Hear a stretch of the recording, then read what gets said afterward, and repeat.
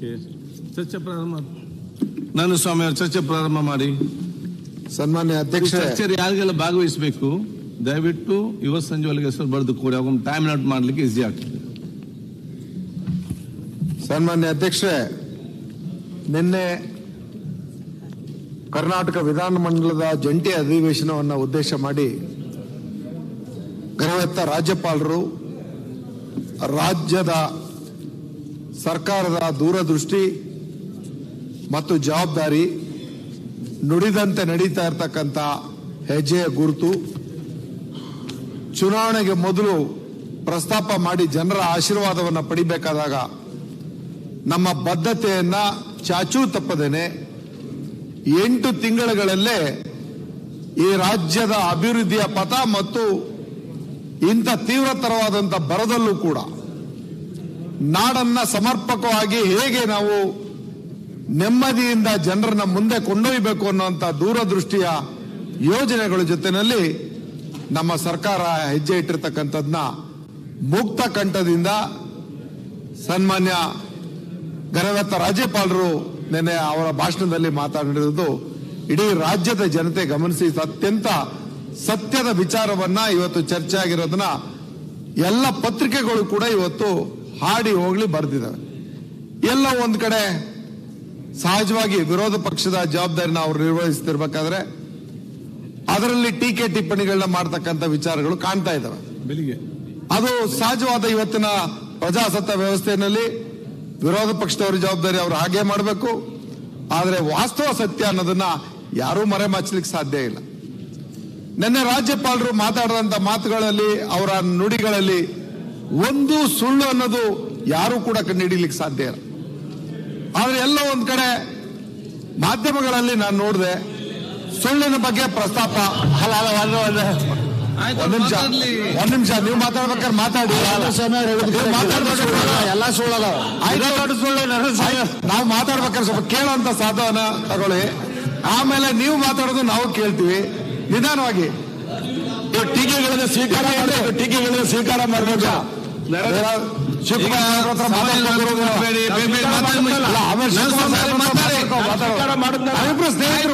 ಚರ್ಚೆ ಮಾಡ್ಲಿಕ್ಕೆ time waste ಮಾಡ್ತೀರಿ. ಕಂಟಿನ್ಯೂ.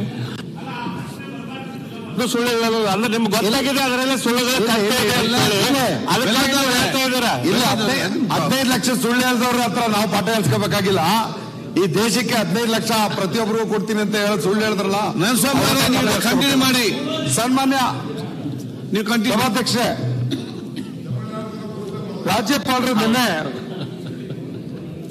ಭಾಷಣದಲ್ಲಿ ಪ್ರಥಮದಲ್ಲಿ ಮಾತಾಡುದು, ಇವತ್ತು ಕಾಂಗ್ರೆಸ್ ಸರ್ಕಾರ ರಾಜ್ಯದಲ್ಲಿ ಆಡಳಿತ ಮಾಡ್ತಾ ಇದ್ರೆ ಸಿದ್ದರಾಮಯ್ಯನವರು, DK ಶಿವಕುಮಾರ್ ಅವರ ನೇತೃತ್ವದಲ್ಲಿ ಕರ್ನಾಟಕದ ಜನತೆ ಮುಂದೆ ನಾವು ನೀಡಿದಂತ ಭರವಸೆಗಳು ಏನೇನಿದ್ವು, ಗ್ಯಾರಂಟಿ ಕಾರ್ಡ್ಗಳನ್ನ ವಿತರಣೆ ಮಾಡಿದ್ವಿ. ಪ್ರತಿ ಮನೆಗೆ ಗ್ಯಾರಂಟಿ ಕಾರ್ಡ್ಗಳನ್ನ ವಿತರಣೆ ಮಾಡಿ ಇವುಗಳನ್ನ ಜಾರಿಗೆ ಕೊಡ್ತೇವೆ, ನಿಮ್ಮ ಬದುಕಿನಲ್ಲಿ ನೆಮ್ಮದಿಯ ವಾತಾವರಣ ತಂದೇ ತರ್ತೇವೆ ಅನ್ನೋಂಥ ಮಾತುಗಳನ್ನು ಆಡಿ ಜನರ ಆಶೀರ್ವಾದವನ್ನು ಪಡೆದು ಬಂದವರು ನಾವು. 8 ತಿಂಗಳಲ್ಲಿ ಆ 5 ಗ್ಯಾರಂಟಿಗಳನ್ನ ಚಾಚೂ ತಪ್ಪದೆ ಜಾರಿ ಮಾಡಿರೋದು ಸುಳ್ಳು ಅಂತ ನೀವು ಹೇಳ್ತೀರಾ. ಆದ್ರೆ ನಿಮ್ಮ ಬಾಯಲ್ಲಿ ಬರ್ತಾ ಇರೋದು ಗ್ಯಾರಂಟಿ ಜಾರಿಯಿಂದ ಬಹಳ ತಪ್ಪಾಗ್ಬಿಟ್ಟಿದೆ, ರಾಜ್ಯಕ್ಕೆ ಅನ್ಯಾಯ ಆಗಿದೆ, ಅಭಿವೃದ್ಧಿ ನಿಂತೋಗಿದೆ ಅಂತ ಹೇಳ್ತಿದ್ರಿ. ನಿನ್ನೆ ರಾಜ್ಯಪಾಲರು ಪ್ರತಿಯೊಂದನ್ನು ಎಳೆ ಎಳೆಯಾಗಿ ಬಿಡಿಸಿಟ್ಟಿದ್ದಾರೆ.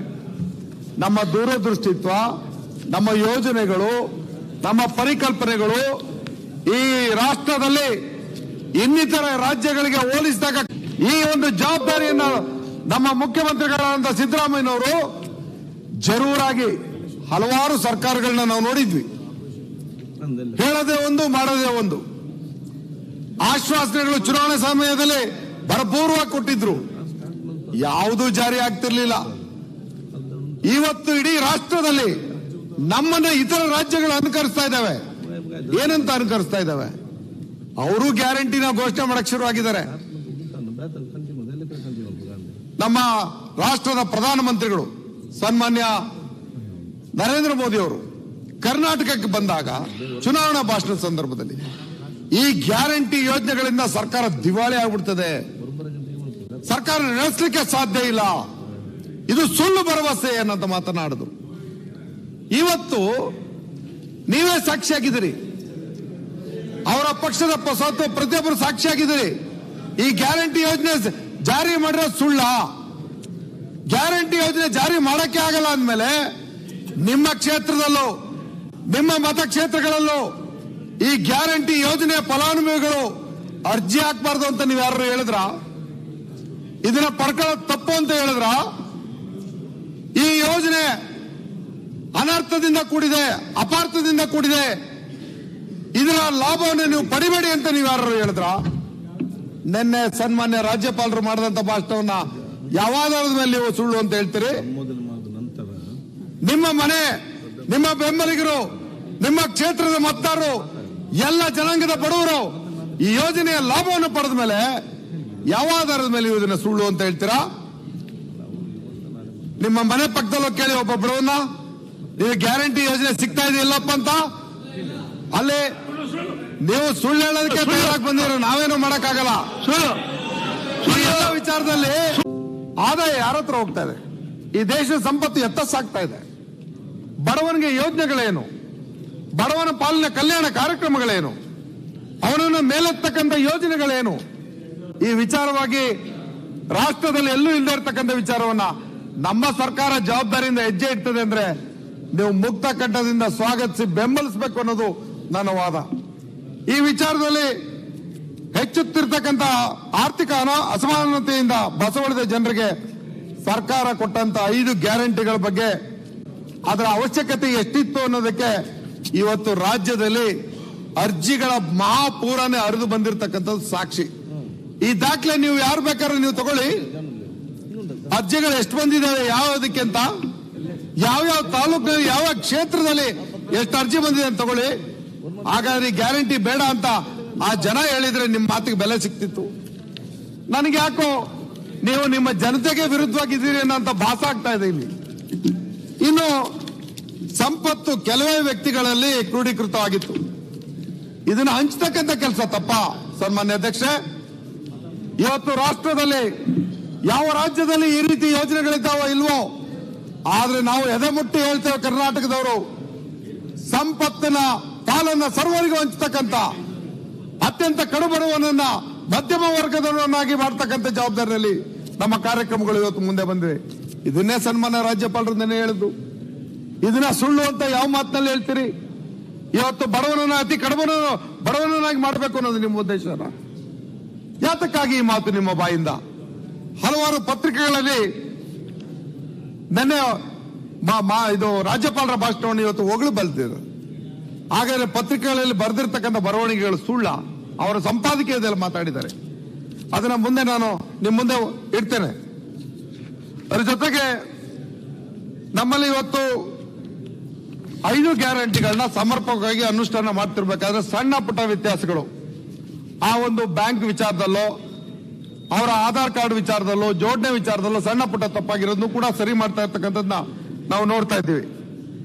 ಈ ಒಂದು ಭವಿಷ್ಯದತ್ತ ದೃಷ್ಟಿ ನೆಟ್ಟಿರುವ ಫ್ಯೂಚರಿಸ್ಟಿಕ್ ಸರ್ಕಾರ ಇದು. ಅದರ ಜೊತೆಯಲ್ಲಿ ನೆಮ್ಮದಿಯ ನಾಳೆಗಳನ್ನ ಜನತೆ ಪಾಲಿಗೆ ಸಂತೃಪ್ತಿಯಿಂದ ಇರತಕ್ಕಂಥ ರೀತಿಯಲ್ಲಿ ತರುವ ಉದ್ದೇಶನ ಹೊಂದಿರತಕ್ಕಂಥದ್ದು. ಈ ನೀತಿಗಳಲ್ಲಿ ಹೊಸತನವನ್ನ ಅಳವಡಿಸಿಕೊಂಡಿದೆ.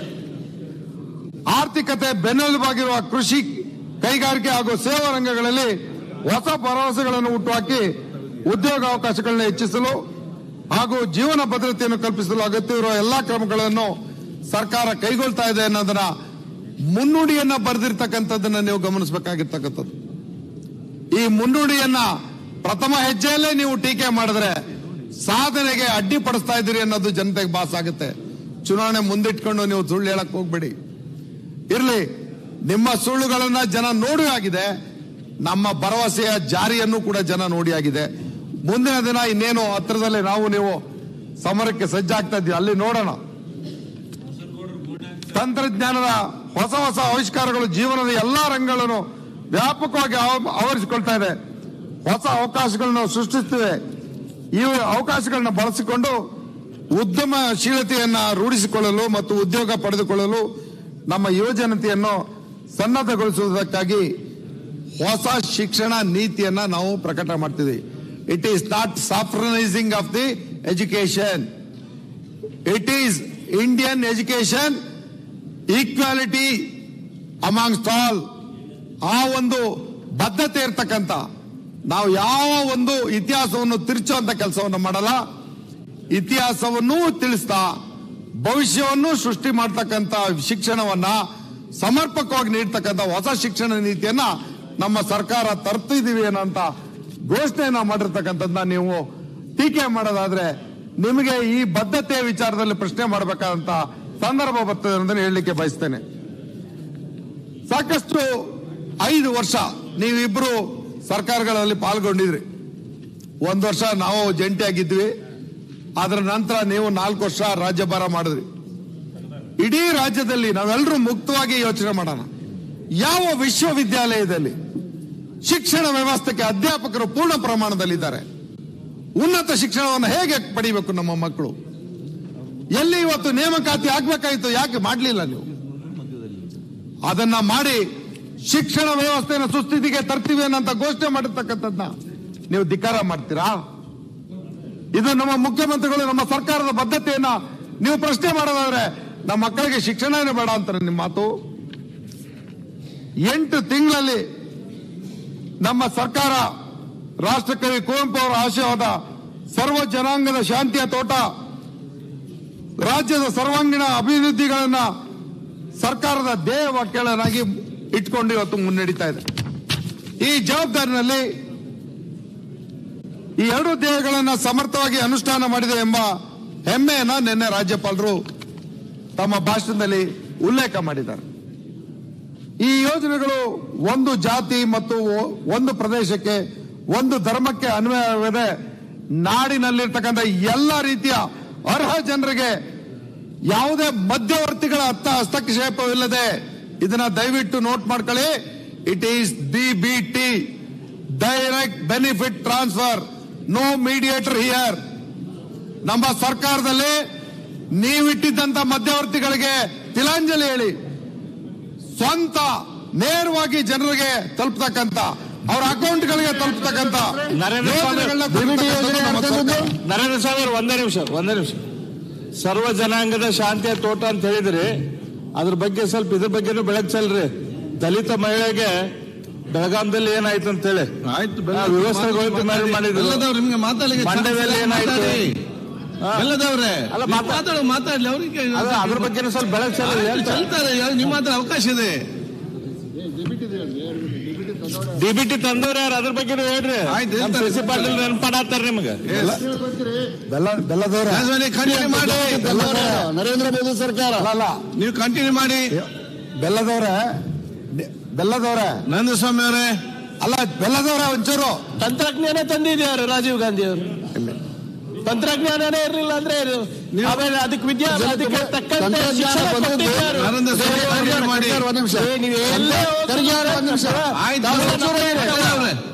ಯಾಕೆ ಪರಸ್ಪರ ಚರ್ಚೆ? ತಂತ್ರಜ್ಞಾನದ ಉಪಯೋಗ ನರೇಂದ್ರ ಮೋದಿ ಅವರು. ತಂತ್ರಜ್ಞಾನ ತಂದಿದ್ದು ರಾಜೀವ್ ಗಾಂಧಿ ಆ ವೈಜ್ಞಾನಿಕ ಮನೋಭಾವನೆ ಬೆಳೆಸಿದ್ದು ನೆಹರು ಅವರು. ಕರೆಕ್ಟ್ ಆಗಿ ಆಗ್ಲಿ ಎಲ್ಲಾನು. ಮಾಜಿ ಹೆಸರೇನು? ಆಧಾರ್ ಸರಿ ಇಲ್ಲ ಅಂತ ವಿರೋಧ ಮಾಡಿದ್ದವರು. ಆಯ್ತು, ಈಗ ಅದಕ್ಕೆ ಆಧಾರ್ ಇಲ್ಲದೆ DBTನೇ ಮಾಡಕ್ ಆಗ್ತಾ ಇರಲಿಲ್ಲ. ಇಷ್ಟು ಸುಲಭವಾಗಿ ಆಧಾರ್ ತಗೊಂಡ್ಬಂದಾಗ ವಿರೋಧ ಮಾಡಿದವರು ಯಾರು? ಹಿಂದಿನ ಗುಜರಾತಿನ ಮುಖ್ಯಮಂತ್ರಿಗಳು. ಆಧಾರ್ ಬೇಡ ಅಂತ ಹೇಳಿ ಶುರುವಾಯಿತು. LPGಗೆ DBT ಶುರು ಮಾಡಿದ್ದೆ ನಾವು. GST ತಗೊಂಡ್ಬಂದವ್ರೆ ನಾವು. ಅದಕ್ಕೆ ವಿರೋಧ ಮಾಡಿದವರು ಯಾರು? ಅಂದಿನ ಗುಜರಾತ್ ಮುಖ್ಯಮಂತ್ರಿ. ಈ ಟ್ಯಾಕ್ಸ್ ಡೆವಲ್ಯೂಷನ್ ಬಗ್ಗೆ ಅವಾಗ ಯಾರು ರಾಜ್ಯಕ್ಕೆ ಅನ್ಯಾಯ ಆಗ್ತಂತ ಯಾರು ಹೇಳಿದ್ರು? ಅಂದಿನ ಗುಜರಾತ್ ಮುಖ್ಯಮಂತ್ರಿ. ಇವಾಗ ಪ್ರಧಾನಮಂತ್ರಿ ಆದಾಗ ಮಾತಾಡಿದ್ರೆ ಮುಖ್ಯಮಂತ್ರಿ ಆಗಿ ಮಾತಾಡಿದ್ರೆ ಗಬ್ಬರ್ ಸಿಂಗ್ ಟ್ಯಾಕ್ಸ್ ಅಂದವರು ಯಾರು? ಅನುಷ್ಠಾನ ಸರಿಯಾಗಿ ಮಾಡಿಲ್ಲ ಇರೋದು. ಎಲ್ಲದಕ್ಕೂ ಚರ್ಚೆಗೆ ರೆಡಿ. ಅನುಷ್ಠಾನ ಸರಿಯಾಗಿ ಆಗ್ತಿದ್ದಿಲ್ಲ. ಮುಖ್ಯಮಂತ್ರಿ ಪ್ರಧಾನಮಂತ್ರಿ ಸ್ವಾಮಿ ಅವರ ವ್ಯತ್ಯಾಸ ಬಹಳ ಇದೆ, ಅದು ಅರ್ಥಕೊಳ್ಳಿ ಅಂತ ಇರೋದಷ್ಟೇ. ಸನ್ಮಾನ್ಯ ಅಧ್ಯಕ್ಷೆ, ಬೆಲ್ಲದವ್ರ ತಂದೆಯವರು ನನಗೆ ಪಾಠ ಹೇಳ್ಕೊಟ್ಟಿದ್ದಾರೆ. ಆಯ್ತು, ಕಂಟಿನ್ಯೂ ಮಾಡಿ. ಈಗ CC ಪಾಟೀಲ್ರು ನನ್ನ ಜೊತೆಲೇ ಇದ್ದವರು. ಅವ್ರಿಗೆ ಏನು ಎತ್ತ ಏನ್ ಮಾತಾಡ್ತಿದ್ರಿ ಅನ್ನೋದು ಚೆನ್ನಾಗಿ ಬೇರೆಯವ್ರಿಗಿಂತ ಅವ್ರಿಗೆ ಚೆನ್ನಾಗಿ ಅರ್ಥ ಆಗುತ್ತೆ. ಆದ್ರೆ ಸಹಜವಾಗಿ ವಿರೋಧ ಪಕ್ಷದಲ್ಲಿದ್ದಾಗ ಒಂದು ಕುಟುಕ್ಬೇಕಲ್ಲ, ಕುಟುಕ್ತಿದ್ದಾರೆ. ಸಂತೋಷ, ಸ್ವಾಗತಿಸ್ತೀನಿ. ನಮ್ಮ ಸರ್ಕಾರ ಇವತ್ತು ಗ್ಯಾರಂಟಿ ಯೋಜನೆಗಳನ್ನ ಅನುಷ್ಠಾನ ಮಾಡ್ತಾ ಇರ್ತಕ್ಕಂಥ ಒಂದು ಸಾರ್ವತ್ರಿಕ ದಾಖಲೆ ಅಂತ ಇಡೀ ದೇಶ ವಿದೇಶಗಳಲ್ಲಿ ಮಾತಾಡ್ತಿದ್ದಾರೆ. ಆದ್ರೆ ಒಲ್ಲದ ಗಂಡನಿಗೆ ಮೊಸರಲ್ ಕಲ್ಲು ಅಂತ ನಮ್ಮ ರಾಜ್ಯದಲ್ಲಿ ನಮ್ಮ ವಿರೋಧಿ ಪಕ್ಷದ ಸ್ನೇಹಿತರುಗಳಿಗೆ ಟೀಕೆ ಮಾಡ್ದೇನೆ ಅವ್ರಿಗೆ ದಾರಿ ಇಲ್ಲ ಅನ್ನೋಂಥ ರೀತಿಯಲ್ಲಿ ಮಾತಾಡ್ತಿದ್ದಾರೆ. ಅದಕ್ಕೆ ಮೊದಲೇ ನಮ್ಮ ಯೋಜನೆ ಶಕ್ತಿ ಯೋಜನೆ, ನಮ್ಮ ಎಲ್ಲ ಸದಸ್ಯರು ನಾನು ಆಹ್ವಾನಿಸ್ತೀನಿ, ಬನ್ನಿ KSRTC ಬಸ್ ಹತ್ತನ, ಆ ಮಹಿಳೆಯರ ಹತ್ರ ನಾವು ಮಾತಾಡೋಣ, ಈ ಯೋಜನೆ ಸರಿಯಾ ತಪ್ಪು ಅಂತ ಅಲ್ಲಿ ನಿಮಗೆ ಉತ್ತರ ಸಿಕ್ಕುತ್ತೆ. ನೀವು ಯಾರು KSRTC ಬಸ್ಸೇ ಹತ್ತಲ್ಲ, ಶಕ್ತಿ ಯೋಜನೆ ಬಗ್ಗೆ ನಿಮ್ಗೆ ಅರಿವು ಬರೋದಕ್ಕಾದ್ರೂ ಹೇಗೆ ಸಾಧ್ಯ? ಇವತ್ತು ನಾನು ರಾಜ್ಯಪಾಲರ ಭಾಷಣದಲ್ಲಿ ಶಕ್ತಿ ಯೋಜನೆ ಬಗ್ಗೆ ಹೇಳ್ಬೇಕಾದ್ರೆ ಸುಮಾರು 3.5 ಕೋಟಿ ಮಹಿಳೆಯರು, ಇಲ್ಲಿ ಯಾವ ಜಾತಿನೂ ಇಲ್ಲ, ಧರ್ಮನೂ ಇಲ್ಲ, ಮತ್ತೊಂದು ಇಲ್ಲ, ಸುಮಾರು 100 ಕೋಟಿ, ಯಾವ ಪಾರ್ಟಿನೂ ಇಲ್ಲ, ಹೌದು, ವಯಸ್ಸು ಇಲ್ಲ, 150 ಕೋಟಿಗೂ ಹೆಚ್ಚು ಟ್ರಿಪ್ಗಳಲ್ಲಿ ನಮ್ಮ ತಾಯಂದರು ಇವತ್ತು ಪ್ರಯಾಣ ಮಾಡ್ತಿದಾರಲ್ಲ, ಇದನ್ನ ಸುಳ್ಳು ಅಂತ ಹೇಳ್ತೀರಾ ನೀವು? ಯಾವ ರೀತಿ ಇದು ಸುಳ್ಳು? ದಾಖಲೆನಲ್ಲಿ ಇರ್ತಕ್ಕಂಥದ್ದು ಇದು. ಇನ್ನು ಮುಂದುವರೆದ ಭಾಗದಲ್ಲಿ ಅನ್ನಭಾಗ್ಯ, ನಮ್ಮ ಬೆಲ್ಲದವ್ರಿಗೂ CC ಪಾಟೀಲ್ ಅಣ್ಣನಿಗೂ ಸುರೇಶ್ ಗೌಡ ನಮ್ಮ ಸ್ನೇಹಿತರಿಗೂ ನರೇಂದ್ರ ಸ್ವಾಮಿ ಅವರು ಒಂದೇ ನಿಮಿಷ ಶಕ್ತಿ ಯೋಜನೆ ಬಗ್ಗೆ ತಾವು ಹೇಳ್ತಾ ಇದ್ರಲ್ಲ, ನಮ್ಮ ಅರವಿಂದ್ ಬೆಲ್ಲದವರು ಓಪನ್ ಮೀಟಿಂಗ್ ಒಳಗ ಒಂದು ಸಭೆಯಲ್ಲಿ ಅದನ್ನ ಸ್ವಾಗತ ಮಾಡಿ ಬಹಳ ಅದ್ಭುತವಾದಂತ ಕಾರ್ಯಕ್ರಮ ನೀವು ಸರ್ಕಾರ ಅದಕ್ಕೆ ಅಭಿನಂದಿಸ್ತೀನಿ.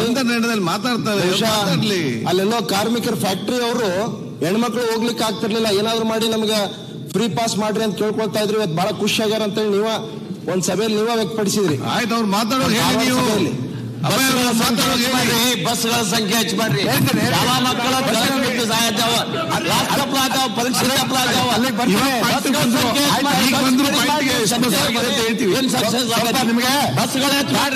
ಉತ್ತರ ಕೊಡ್ತೀನಿ. ಎಷ್ಟು ಬಸ್ ಬಂದಿದೆ, ಎಷ್ಟು ಕಂಡಕ್ಟರ್ಗಳು ಚಾಲಕರನ್ನ ಇವತ್ತು ನಾವು ನೇಮಕಾತಿ ಮಾಡಿದೀವಿ, ನೀವು ಮಾಡಿಲ್ದೇ ಇರೋದು ಏನು ಅದನ್ನು ಹೇಳ್ತೀನಿ, ಮುಂದೆ ಬರ್ತೀನಿ. ನಂದಸ್ವಾಮಿ ಅವರೇ, ಸನ್ಮಾನ್ಯ ಅಧ್ಯಕ್ಷ ನಂದಸ್ವಾಮಿ ಅವರೇ, ಒಂದು ಪ್ರಕಟಣೆ. ಈಗ ಎಲ್ಲ ಸದಸ್ಯರಿಗೆ ನಾವು ಬಹುಶಃ ವಿಧಾನಸಭೆಯನ್ನು ಸಮಾಜ ಎಲ್ಲ ವರ್ಗದವರು ಕೂಡ ಅದರಲ್ಲಿ ಭಾಗವಹಿಸೋ ಅವಕಾಶ ಆಗ್ಬೇಕು ಮತ್ತು ನೋಡೊಂದು ಅವಕಾಶ ಸಿಗಬೇಕು. ಎಲ್ಲರಿಗೂ ನಮ್ದೊಂದು ವಿಧಾನಸಭೆ ಅಂತ ಭಾವನೆ ಬರುವ ಉದ್ದೇಶದಿಂದ ಈ ಸಲ ಪ್ರತಿಯೊಂದು ದಿವಸ ನಮ್ಮ ಸಮಾಜ ಒಂದೊಂದು ವರ್ಗ, ಅದೊಂದು ದಿವಸ ರೈತರು, ಇನ್ನೊಂದು ದಿವಸ ಕೂಲಿ ಕಾರ್ಮಿಕರು, ಇನ್ನೊಂದು ದಿವಸ ಮಹಿಳೆಯರು, ಇನ್ನೊಂದು ದಿವಸ ಅಂಗವಿಕಲರು, ಇನ್ನೊಂದು ದಿವಸ ಸ್ಪೋರ್ಟ್ಸ್ನವರು, ವಿದ್ಯಾರ್ಥಿಗಳು, ಒಬ್ಬೊಬ್ಬರನ್ನು ಕರೆಸೋಕೆ ವಿಶೇಷವಾದ ಸ್ಥಳ ಕೊಡ್ತಾ ಇದ್ದೇವೆ. ಇವತ್ತು ದಿನಾಂಕ 13/2/2024 ನಡೆಯುತ್ತಿರುವ ಅಧಿವೇಶನಕ್ಕೆ ಆಗಮಿಸಿ ಸಭಾಧ್ಯಕ್ಷ ಗ್ಯಾಲರಿಯಿಂದ ಸದನ ವೀಕ್ಷಿಸುತ್ತಿರುವ ಕೋಲಾರ, ಚಿಕ್ಕಬಳ್ಳಾಪುರ, ಬೆಂಗಳೂರು ಗ್ರಾಮಾಂತರ, ತುಮಕೂರು ಜಿಲ್ಲೆಯ ರೈತ ಸಂಘಟನಾ ಮುಖಂಡರುಗಳಿಗೆ ನಾನು ಹೃತ್ಪೂರ್ವಕ ಸ್ವಾಗತವನ್ನು ಬಯಸಿ ಅವರ ರೈತರ ಸಮಸ್ಯೆ ಬಗೆಹರಿಸಿ ಬಯಸ್ತೇನೆ. ಕಂಟಿನ್ಯೂ. ಮಾನ್ಯ ಅಧ್ಯಕ್ಷರೇ, ಇದೇನೋ ಒಂದು ನೀವು ಹೊಸ ತನ ತಗೊಂಬರಕ್ ಪ್ಲಾನ್ ಮಾಡ್ತಾ ಇದ್ದೀರಾ, ಇದು ನಾವೆಲ್ಲ ಸ್ವಾಗತ ಮಾಡ್ತೇವೆ. ಇದು ಒಳ್ಳೆಯ ವಿಚಾರ. ಬೇರೆ ಬೇರೆ ಸಮಾಜದಿಂದ, ಬೇರೆ ಬೇರೆ ವಿಭಾಗದಿಂದ ಜನರಿಗೆ ಇಲ್ಲೇನು ನಡೀತಾ ಇದೆ, ರಾಜ್ಯದ ಸಮಸ್ಯೆಗಳ ಬಗ್ಗೆ ಚರ್ಚೆ ಏನಾಗ್ತಾ ಇದೆ ಅಂತ ಹೇಳಿ ನೀವು ಗಮನ ತರಿಸ್ತಾ ಇರೋದು ಒಳ್ಳೆ. ನಂದಸ್ವಾಮಿ ಅವರು. ಸನ್ಮಾನ್ಯ ಅಧ್ಯಕ್ಷ, ಶಕ್ತಿ ಯೋಜನೆ ಬಗ್ಗೆ ಯಾರೂ ಟೀಕೆ ಮಾಡಕ್ ಅವಕಾಶ ಇಲ್ಲ. ಇವತ್ತು ನಮ್ಮಲ್ಲಿ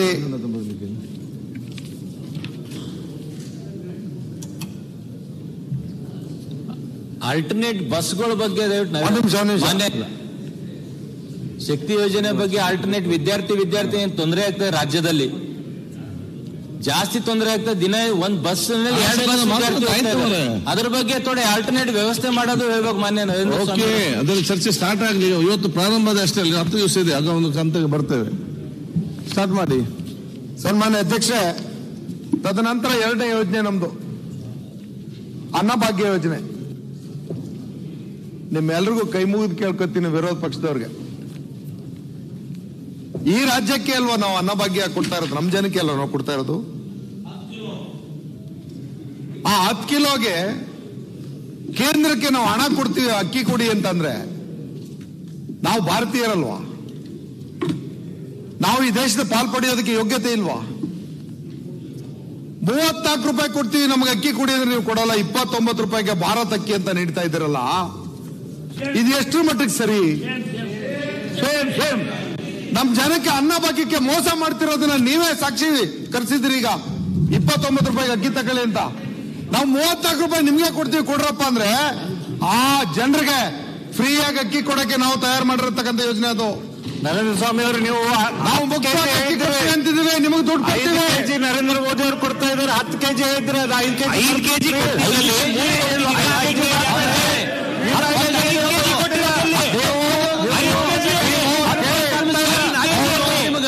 ಪಡಿತರ ವಿತರಣೆ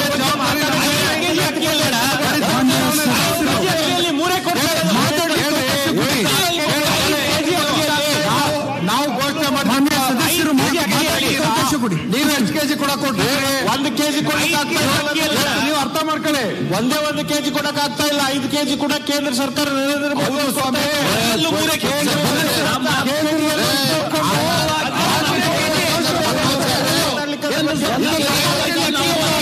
ಮಾತಾಡಕತ್ತೀರಿ.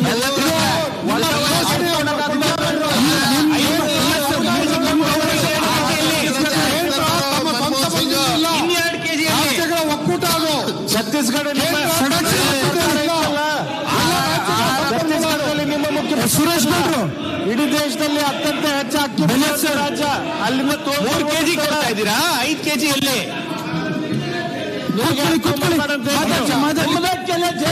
ಒಂದು ನಿಮಿಷ ಹೇಳ್ರಿ. ಸನ್ಮಾನ್ಯ ಅಧ್ಯಕ್ಷ ತೆಂಗಡಿಗೆ ಅಲ್ಲ, ಇನ್ನ ನಾವು ಕೊಡ್ತೀವಿ ಅಂದದ್ದು 10 ಆಯ್ತು 10 ಕೊಡ್ತೀವಿ ಅಂದದ್ದು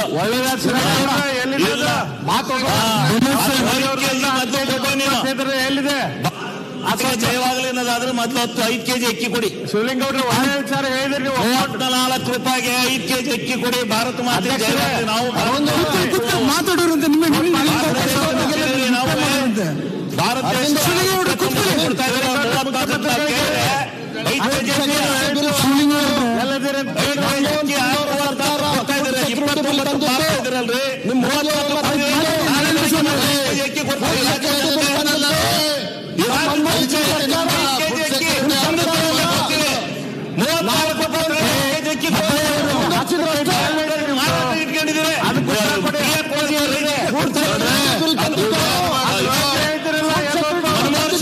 ಮನಮೋಹನ್ ಸಿಂಗ್ ಮಾಡೋ ಇದ್ದದ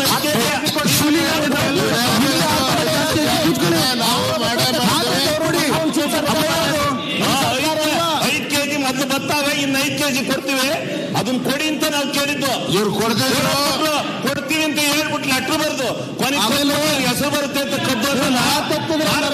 ದೈವತಿ ಅಂತಿರಲ್ಲ. ನಾವೇನು ಭಾರತ ಮಾತೆ ಮಕ್ಕಳಲ್ವ ಹಂಗಾರೆ? ಅಲ್ಲ, ಭಾರತ ಮಾತೆ ಮಕ್ಕಳಲ್ವೇನ್ರಿ ನಾವು? 10 ಕೆಜಿ ಅಂತ ಹೇಳಿದ್ರಲ್ಲ, ನರೇಂದ್ರ ಮೋದಿ ಅವ್ರು ಕೊಡ್ತಾ ಇರೋ 5 ಕೆಜಿ ಅಲ್ದ 10 ಕೆಜಿ ಕೊಡ್ತೀವಿ ಅಂತ ಹೇಳಿದ್ರು. ಎಲ್ಲಿದೆ? 1 ಕೆಜಿನೂ ಕೊಡ್ತಾ ಇಲ್ಲ. 5 ಕೆಜಿ ಅರವಿಂದ್ ಅವರು ಫುಡ್ ಸೆಕ್ಯೂರಿಟಿ ಆಕ್ಟ್ ತಂದಿದ್ದು ಮನಮೋಹನ್ ಸಿಂಗ್ ಅವರು. ನಿಮ್ ಸರ್ಕಾರ ಅಲ್ಲ, ಮುಂದುವರ್ಸ್ಕೊಂಡು ಇಂಪ್ಲಿಮೆಂಟ್ ಡೆಪ್ಯೂಟಿ ಸ್ಪೀಕರ್ ಹಾಕಿ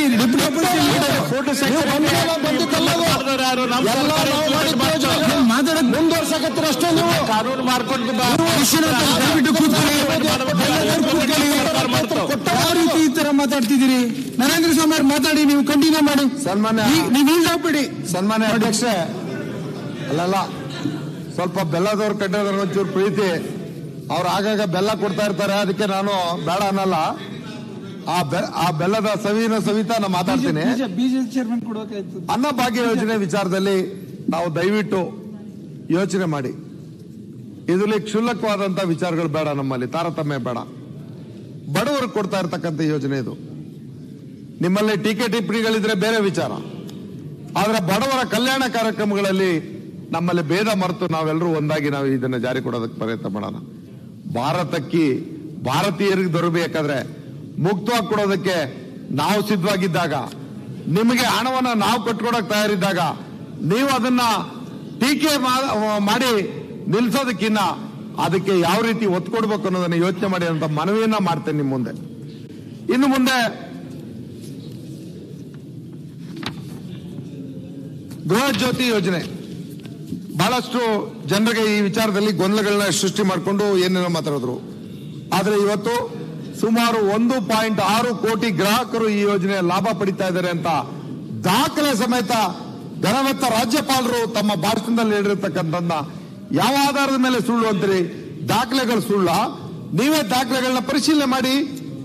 ಈ ವಿಚಾರದಲ್ಲಿ ರಾಜ್ಯಪಾಲರ ಕೈಯಲ್ಲಿ ಸುಳ್ಳು ಹೇಳ್ತಿದ್ದಾರೆ ಅನ್ನೋದಕ್ಕೆ ಈ ಗೃಹ ಜ್ಯೋತಿ ಯೋಜನೆಯಲ್ಲಿ ದಾಖಲೆಗಳು ಸುಳ್ಳು ಹೇಳ್ತಿದ್ದೇವೆ ಅನ್ನೋದಿದ್ರೆ ದಾಖಲೆ ಕೊಡಿ, ನಾವು ತಿದ್ಕೋತೀವಿ. ಇದ್ರ ಜೊತೆಗೆ ರಾಜ್ಯದಲ್ಲಿ ಪ್ರತಿ ಕುಟುಂಬಕ್ಕೆ ಗೃಹಲಕ್ಷ್ಮಿ ಯೋಜನೆಯನ್ನ 2,000 ರೂಪಾಯಿ ಕೊಡ್ತಾ ಇರ್ತಕ್ಕಂಥದ್ದು.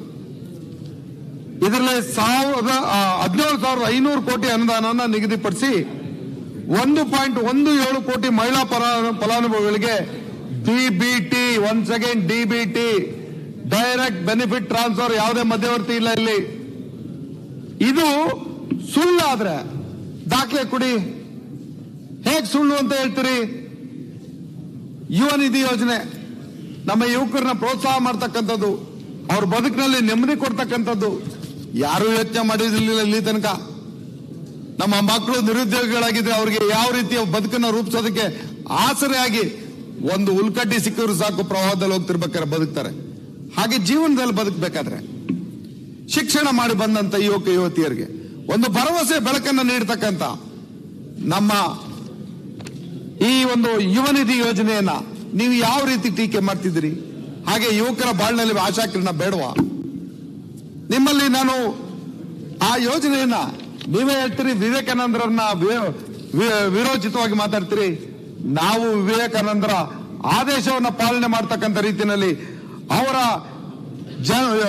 ಜಯಂತಿ ಅಂದೇ ಈ ಯೋಜನೆಯನ್ನು ಜಾರಿ ಕೊಟ್ಟಿರ್ತಕ್ಕಂಥದ್ದು ಅನ್ನೋದನ್ನ ನಿಮಗೆ ಜ್ಞಾಪಿಸ್ಲಿಕ್ಕೆ ಬಯಸ್ತೇನೆ. ಅದನ್ನ ಘನವತ್ತ ರಾಜ್ಯಪಾಲರು ಹೇಳಿದ್ರೆ ಅದನ್ನು ಸುಳ್ಳು ಅಂತಿರಲ್ಲ. ವಿವೇಕಾನಂದರ ಜಯಂತಿ ಅಂತ ದಿನದಂದು ಇದನ್ನ ಜಾರಿ ಕೊಟ್ಟದ್ದು ಸುಳ್ಳ? ಮುಂದಿನ 8 ತಿಂಗಳುಗಳಲ್ಲಿ, ಅಂದ್ರೆ ಇಲ್ಲಿಯವರೆಗೆ 8 ತಿಂಗಳುಗಳಲ್ಲಿ 77,000 ಕೋಟಿಗೂ ಹೆಚ್ಚು ಬಂಡವಾಳ ರಾಜ್ಯಕ್ಕೆ ಹರಿದು ಬಂದಿವೆ. ಇದು ನಿಮಗೂ ದಾಖಲೆನಲ್ಲಿದೆ. ಇದೇ ನಾವೇನು ಮುಚ್ಚಿರ್ತಕ್ಕಂಥ, ನಾವೇ ಬರ್ಕೊಳ್ತಕ್ಕಂಥ ವಿಚಾರ ಅಲ್ಲ. ಇದನ್ನ ಈ ಗ್ಯಾರಂಟಿ ಯೋಜನೆಗಳಲ್ಲಿ ಜನರು ಕೊಳ್ಳುವ ಶಕ್ತಿ ಹೆಚ್ಚಾಗಿ ಆರ್ಥಿಕ ಚಟುವಟಿಕೆಗಳು ವೇಗ ಪಡೆದುಕೊಳ್ಳೋದಕ್ಕೆ ಅವಕಾಶ ಮಾಡಿಕೊಡ್ತದೆ. ಈಗ ನಾವೇ ಯೋಚನೆ ಮಾಡೋಣ. ಒಂದು ತಾಯಿ ಮನೆಯಲ್ಲಿ ಒಂದು ಮಗುಗೆ ಏನಾದ್ರು ಕೊಡಿಸ್ಬೇಕು ಅಂದ್ರೆ ಅವಳು ಕೂಲಿ ಸಿಕ್ಕಿದ್ರೆ ಉಂಟು. ಯಾಕೆಂದ್ರೆ ಇದು BPL ಕುಟುಂಬದ ಬದುಕು. ಒಂದೇನೋ ಸಿಹಿ ಕೊಡಿಸ್ಬೇಕು, ಒಂದು ತಿಂಡಿ ಕೊಡಿಸ್ಬೇಕು ಅಂದ್ರೆ ಅಪ್ಪ ಅಮ್ಮ ತಿಣುಕಾಡ್ತಾ ಇದ್ರು. ಇವತ್ತು ಬಡತನದಿಂದ ಬಂದವ್ರಿಗೆ ಗೊತ್ತು ತಾಯಿ ಸಂಕಷ್ಟ ಏನು ಅನ್ನೋದು. ಆಕೆ ತನ್ನ ಮನೆಯನ್ನ ಪಾಲನೆ ಪೋಷಣೆ ಮಾಡಬೇಕಾದ್ರೆ ಅವಳು ಸದೃಢರಾಗಿದ್ರೆ ಮಾತ್ರ ಆ ಮನೆ ಸಂತೃಪ್ತಿಯಿಂದ ಇರತಕ್ಕಂಥದ್ದು. ಆ ತಾಯಿಗೆ ಇವತ್ತು ಶಕ್ತಿಯನ್ನ ಕೊಡ್ತಕ್ಕಂಥ ಈ ಯೋಜನೆಯನ್ನ ಸುಳ್ಳು ಅಂತ ಹೇಳ್ತಿರಲ್ಲ, ಅಂದ್ರೆ ನೀವು ಅವ್ರನ್ನ, ಆ ತಾಯಂದ್ರನ್ನ ವಿರೋಧ ಮಾಡ್ತಿದ್ದೀರಾ? ನಿಮ್ಮ ಆತ್ಮಾವಲೋಕನ ಮಾಡ್ಕೊಳ್ಳಿ ಈ ವಿಚಾರದಲ್ಲಿ.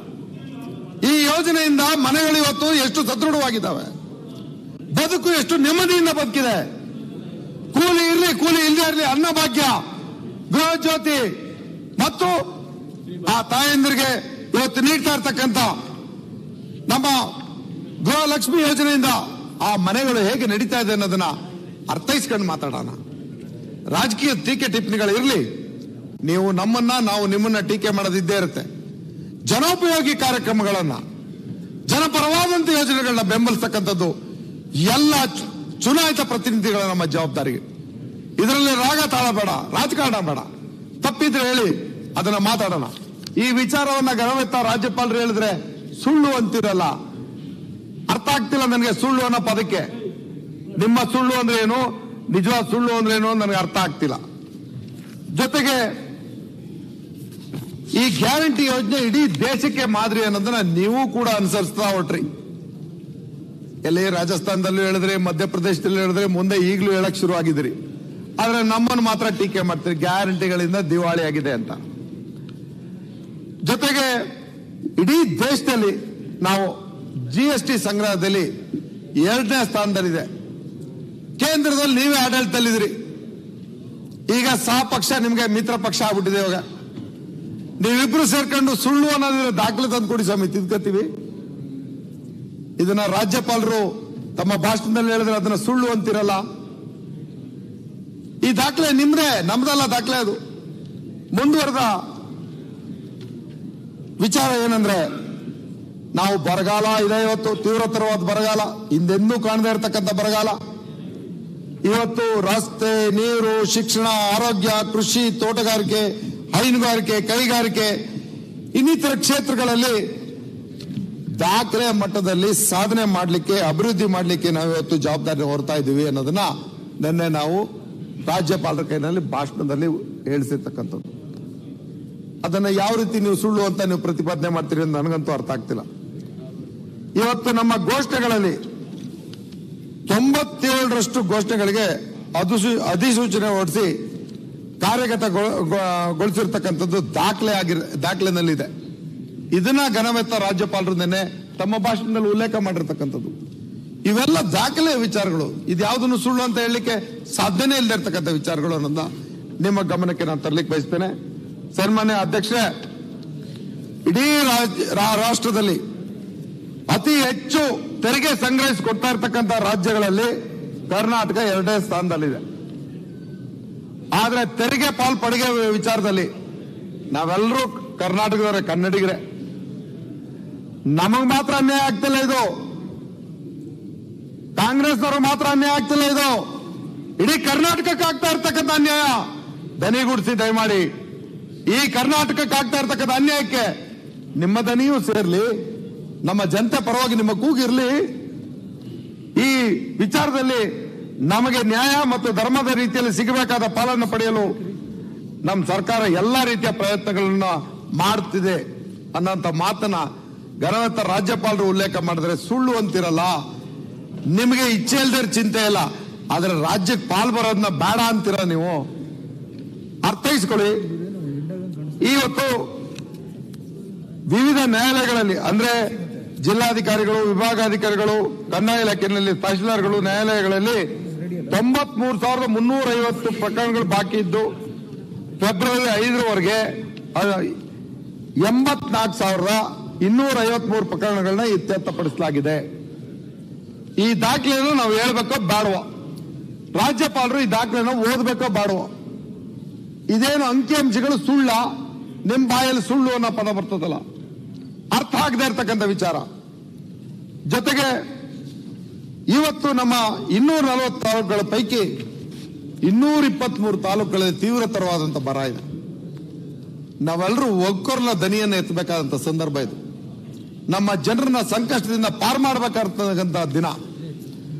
ಅವರ ಹಸುವಿನ ದಾಹವನ್ನ ಇಂಗಿಸಬೇಕಾಗಿದೆ, ನೀರನ್ನ ಕೊಡಬೇಕಾಗಿದೆ. ಅವರ ಬದುಕನ್ನ ಕಟ್ಟಿಕೊಂಡು ಇವತ್ತು ಜಾನುವಾರುಗಳನ್ನ ಸಂರಕ್ಷಣೆ ಮಾಡ್ತಕ್ಕಂಥ ಸಂದರ್ಭದಲ್ಲಿ ನಾವಿದ್ದೀವಿ. ಅದಕ್ಕಾಗಿ ಇವತ್ತು 31 ಜಿಲ್ಲೆಗಳಿಗೆ 324 ಕೋಟಿಗಳನ್ನ ಇವತ್ತಿಗೆ ಬಿಡುಗಡೆ ಮಾಡಿ ಅದಕ್ಕೆ ಬೇಕಾದಂತ ತುರ್ತು ವ್ಯವಸ್ಥೆಗೆ ಕಲ್ಪಿಸಲಾಗಿದೆ. ಬರಪೀಡಿತ ತಾಲೂಕುಗಳಲ್ಲಿ ಬರ ಪರಿಹಾರ ಕ್ರಮಗಳಿಗಾಗಿ NDRF ನಿಂದ 18,171.44 ಕೋಟಿ ಆರ್ಥಿಕ ನೆರವು ಕೋರಿ ಭಾರತದ ಕೃಷಿ ಮತ್ತು ರೈತರ ಕಲ್ಯಾಣ ಸಚಿವಾಲಯಕ್ಕೆ ನಮ್ಮ ಕೃಷಿ ಸಚಿವರು, ನಮ್ಮ ಕೃಷ್ಣ ಬೈರೇಗೌಡರು ಎಲ್ಲರೂ ಹೋಗಿದ್ರು. ಇಲ್ಲಿಯವರೆಗೆ ಯಾವುದಾದ್ರು ಒಂದು ರೂಪಾಯಿ ಕೇಂದ್ರ ಬಿಡುಗಡೆ ಮಾಡಿದ್ಯಾ? ಇದು ನಮ್ಮೆಲ್ಲರ ಜವಾಬ್ದಾರಿ ಅಲ್ವಾ? ಇದು ಪಕ್ಷ ಭೇದ ಮರೆತು ಮಾತಾಡೋಣ. ಈ ವಿಚಾರನ ಘನವೆತ್ತ ರಾಜ್ಯಪಾಲರು ಮಾತಾಡಿದ್ರೆ, ಅವರು ಭಾಷಣದಲ್ಲಿ ಹೇಳಿದ್ರೆ ಸುಳ್ಳು ಅಂತ ಹೇಳಿದ್ರೆ ಈ ದಾಖಲೆ ಸುಳ್ಳ? ಮುಂದೆ ಬರ ಪರಿಸ್ಥಿತಿಯಲ್ಲಿ SDRF ಮಾರ್ಗಸೂಚಿ ಪ್ರಕಾರ ನಮ್ಮ ಸರ್ಕಾರವೇ ಮೊದಲನೇ ಕಂತಾಗಿ ಬೆಳೆ ಹಾನಿ ಪರಿಹಾರವನ್ನ ಅರ್ಹತೆಗೆ ಅನುಗುಣವಾಗಿ 2,000 ರೂಪಾಯಿ ಪರಿಹಾರವನ್ನ 32.5 ಲಕ್ಷ ಬರಪೀಡಿತ ರೈತರುಗಳಿಗೆ 617 ಕೋಟಿಗಳಷ್ಟು ಇನ್ಪುಟ್ ಸಬ್ಸಿಡಿಯನ್ನ ಪಾವತಿಸಿದೆ. ಇದೂ DBTನೇ. ನೀವು ಯಾರು ಬೇಕಾದ್ರೂ ಚೆಕ್ ಮಾಡಿ. ಸುಳ್ಳಾದ್ರೆ ದಾಖಲೆ ಸಮೇತ ಪ್ರಶ್ನೆ ಮಾಡಿ. ಯಾವುದನ್ನ ಸುಳ್ಳು ಅಂತ ಹೇಳ್ತಾರೆ ನನಗೆ ಅರ್ಥ ಆಗ್ತಿಲ್ಲ. ಹಾಗೆ ಹಿಂದಿನ ವರ್ಷಗಳಲ್ಲಿ ನೀಡಿದ ಪರಿಹಾರಗಳಲ್ಲಿ ಇನ್ಪುಟ್ ಸಬ್ಸಿಡಿಗಳಲ್ಲಿ ವ್ಯಾಪಕ ಅವ್ಯವಹಾರ ಆಗ್ತಿತ್ತು. ಯಾಕೆ ಆಗ್ತಿತ್ತು? ಕಂದಾಯ ಇಲಾಖೆಯವರು ಮತ್ತೆ ನಮ್ಮ ಅಗ್ರಿಕಲ್ಚರ್ ಡಿಪಾರ್ಟ್ಮೆಂಟ್ ಅವರು ಕೊಡ್ತಾ ಇದ್ರು, ಅಲ್ಲಿ ಕೈ ಬದಲಾವಣೆ ಆಗ್ತಿತ್ತು. ಈಗ DBT ಬಂದಿರೋದ್ರಿಂದ ಇದರ ಸಮಸ್ಯೆ ಇಲ್ಲ. ಈ ವಿಚಾರಗಳ ಜೊತೆಗೆ ರೈತರ ಬ್ಯಾಂಕ್ ಖಾತೆಗಳಿಗೆ 219.7 ಕೋಟಿ ನೇರವಾಗಿ ಪಾವತಿ ಆಗಿದೆ. ಈಗ ತಾನೇ ಪ್ರಸ್ತಾಪ ಮಾಡ್ತಿರು, ಎಲ್ಲೋ ರೇವಣ್ಣ ಹೊರಟೋದ್ರು, ಆ ಕೊಬ್ಬರಿ ವಿಚಾರ ಎತ್ಕೊಂಡು ಮಾತಾಡ್ತಿದ್ರು. ಕೊಬ್ಬರಿಗೆ ಕೇಂದ್ರ ಸರ್ಕಾರವು ನಿಗದಿ ಮಾಡಿರೋ ಬೆಂಬಲ ಬೆಲೆ ಜೊತೆಗೆ ನನ್ನ ಸರ್ಕಾರವು ಪ್ರತಿ ಕ್ವಿಂಟಾಲ್ಗೆ 1,500 ರೂಗಳನ್ನು ನೀಡಲು ಕ್ರಮ ವಹಿಸಿದೆ. ಬಿತ್ತನೆ ವೈಫಲ್ಯದಿಂದ ಬಾಧಿತರಾದ 8.1 ಲಕ್ಷ ರೈತರಿಗೆ 591.26 ಕೋಟಿ ರೂಗಳ ಬೆಳೆ ಪರಿಹಾರವನ್ನು ವಿಮಾ ಸಂಸ್ಥೆಗಳಿಂದ ಇತ್ಯರ್ಥಪಡಿಸಲಾಗಿದೆ. ಈ ದಾಖಲೆ ಸುಳ್ಳು ಅನ್ನೋದಿದ್ರೆ ಯಾರು ಬೇಕಾದ್ರೂ ದಾಖಲೆಯನ್ನು ಪ್ರದರ್ಶನ ಮಾಡಿ ಮಾತಾಡಬಹುದು. ಈ ವಿಚಾರವನ್ನ ಘನವೆತ್ತ ರಾಜ್ಯಪಾಲರು ಪ್ರಸ್ತಾಪ ಮಾಡಿದ್ರೆ ಅದು ಸುಳ್ಳು ಭಾಷಣ ಅಂತ ಹೇಳ್ತೀರಿ.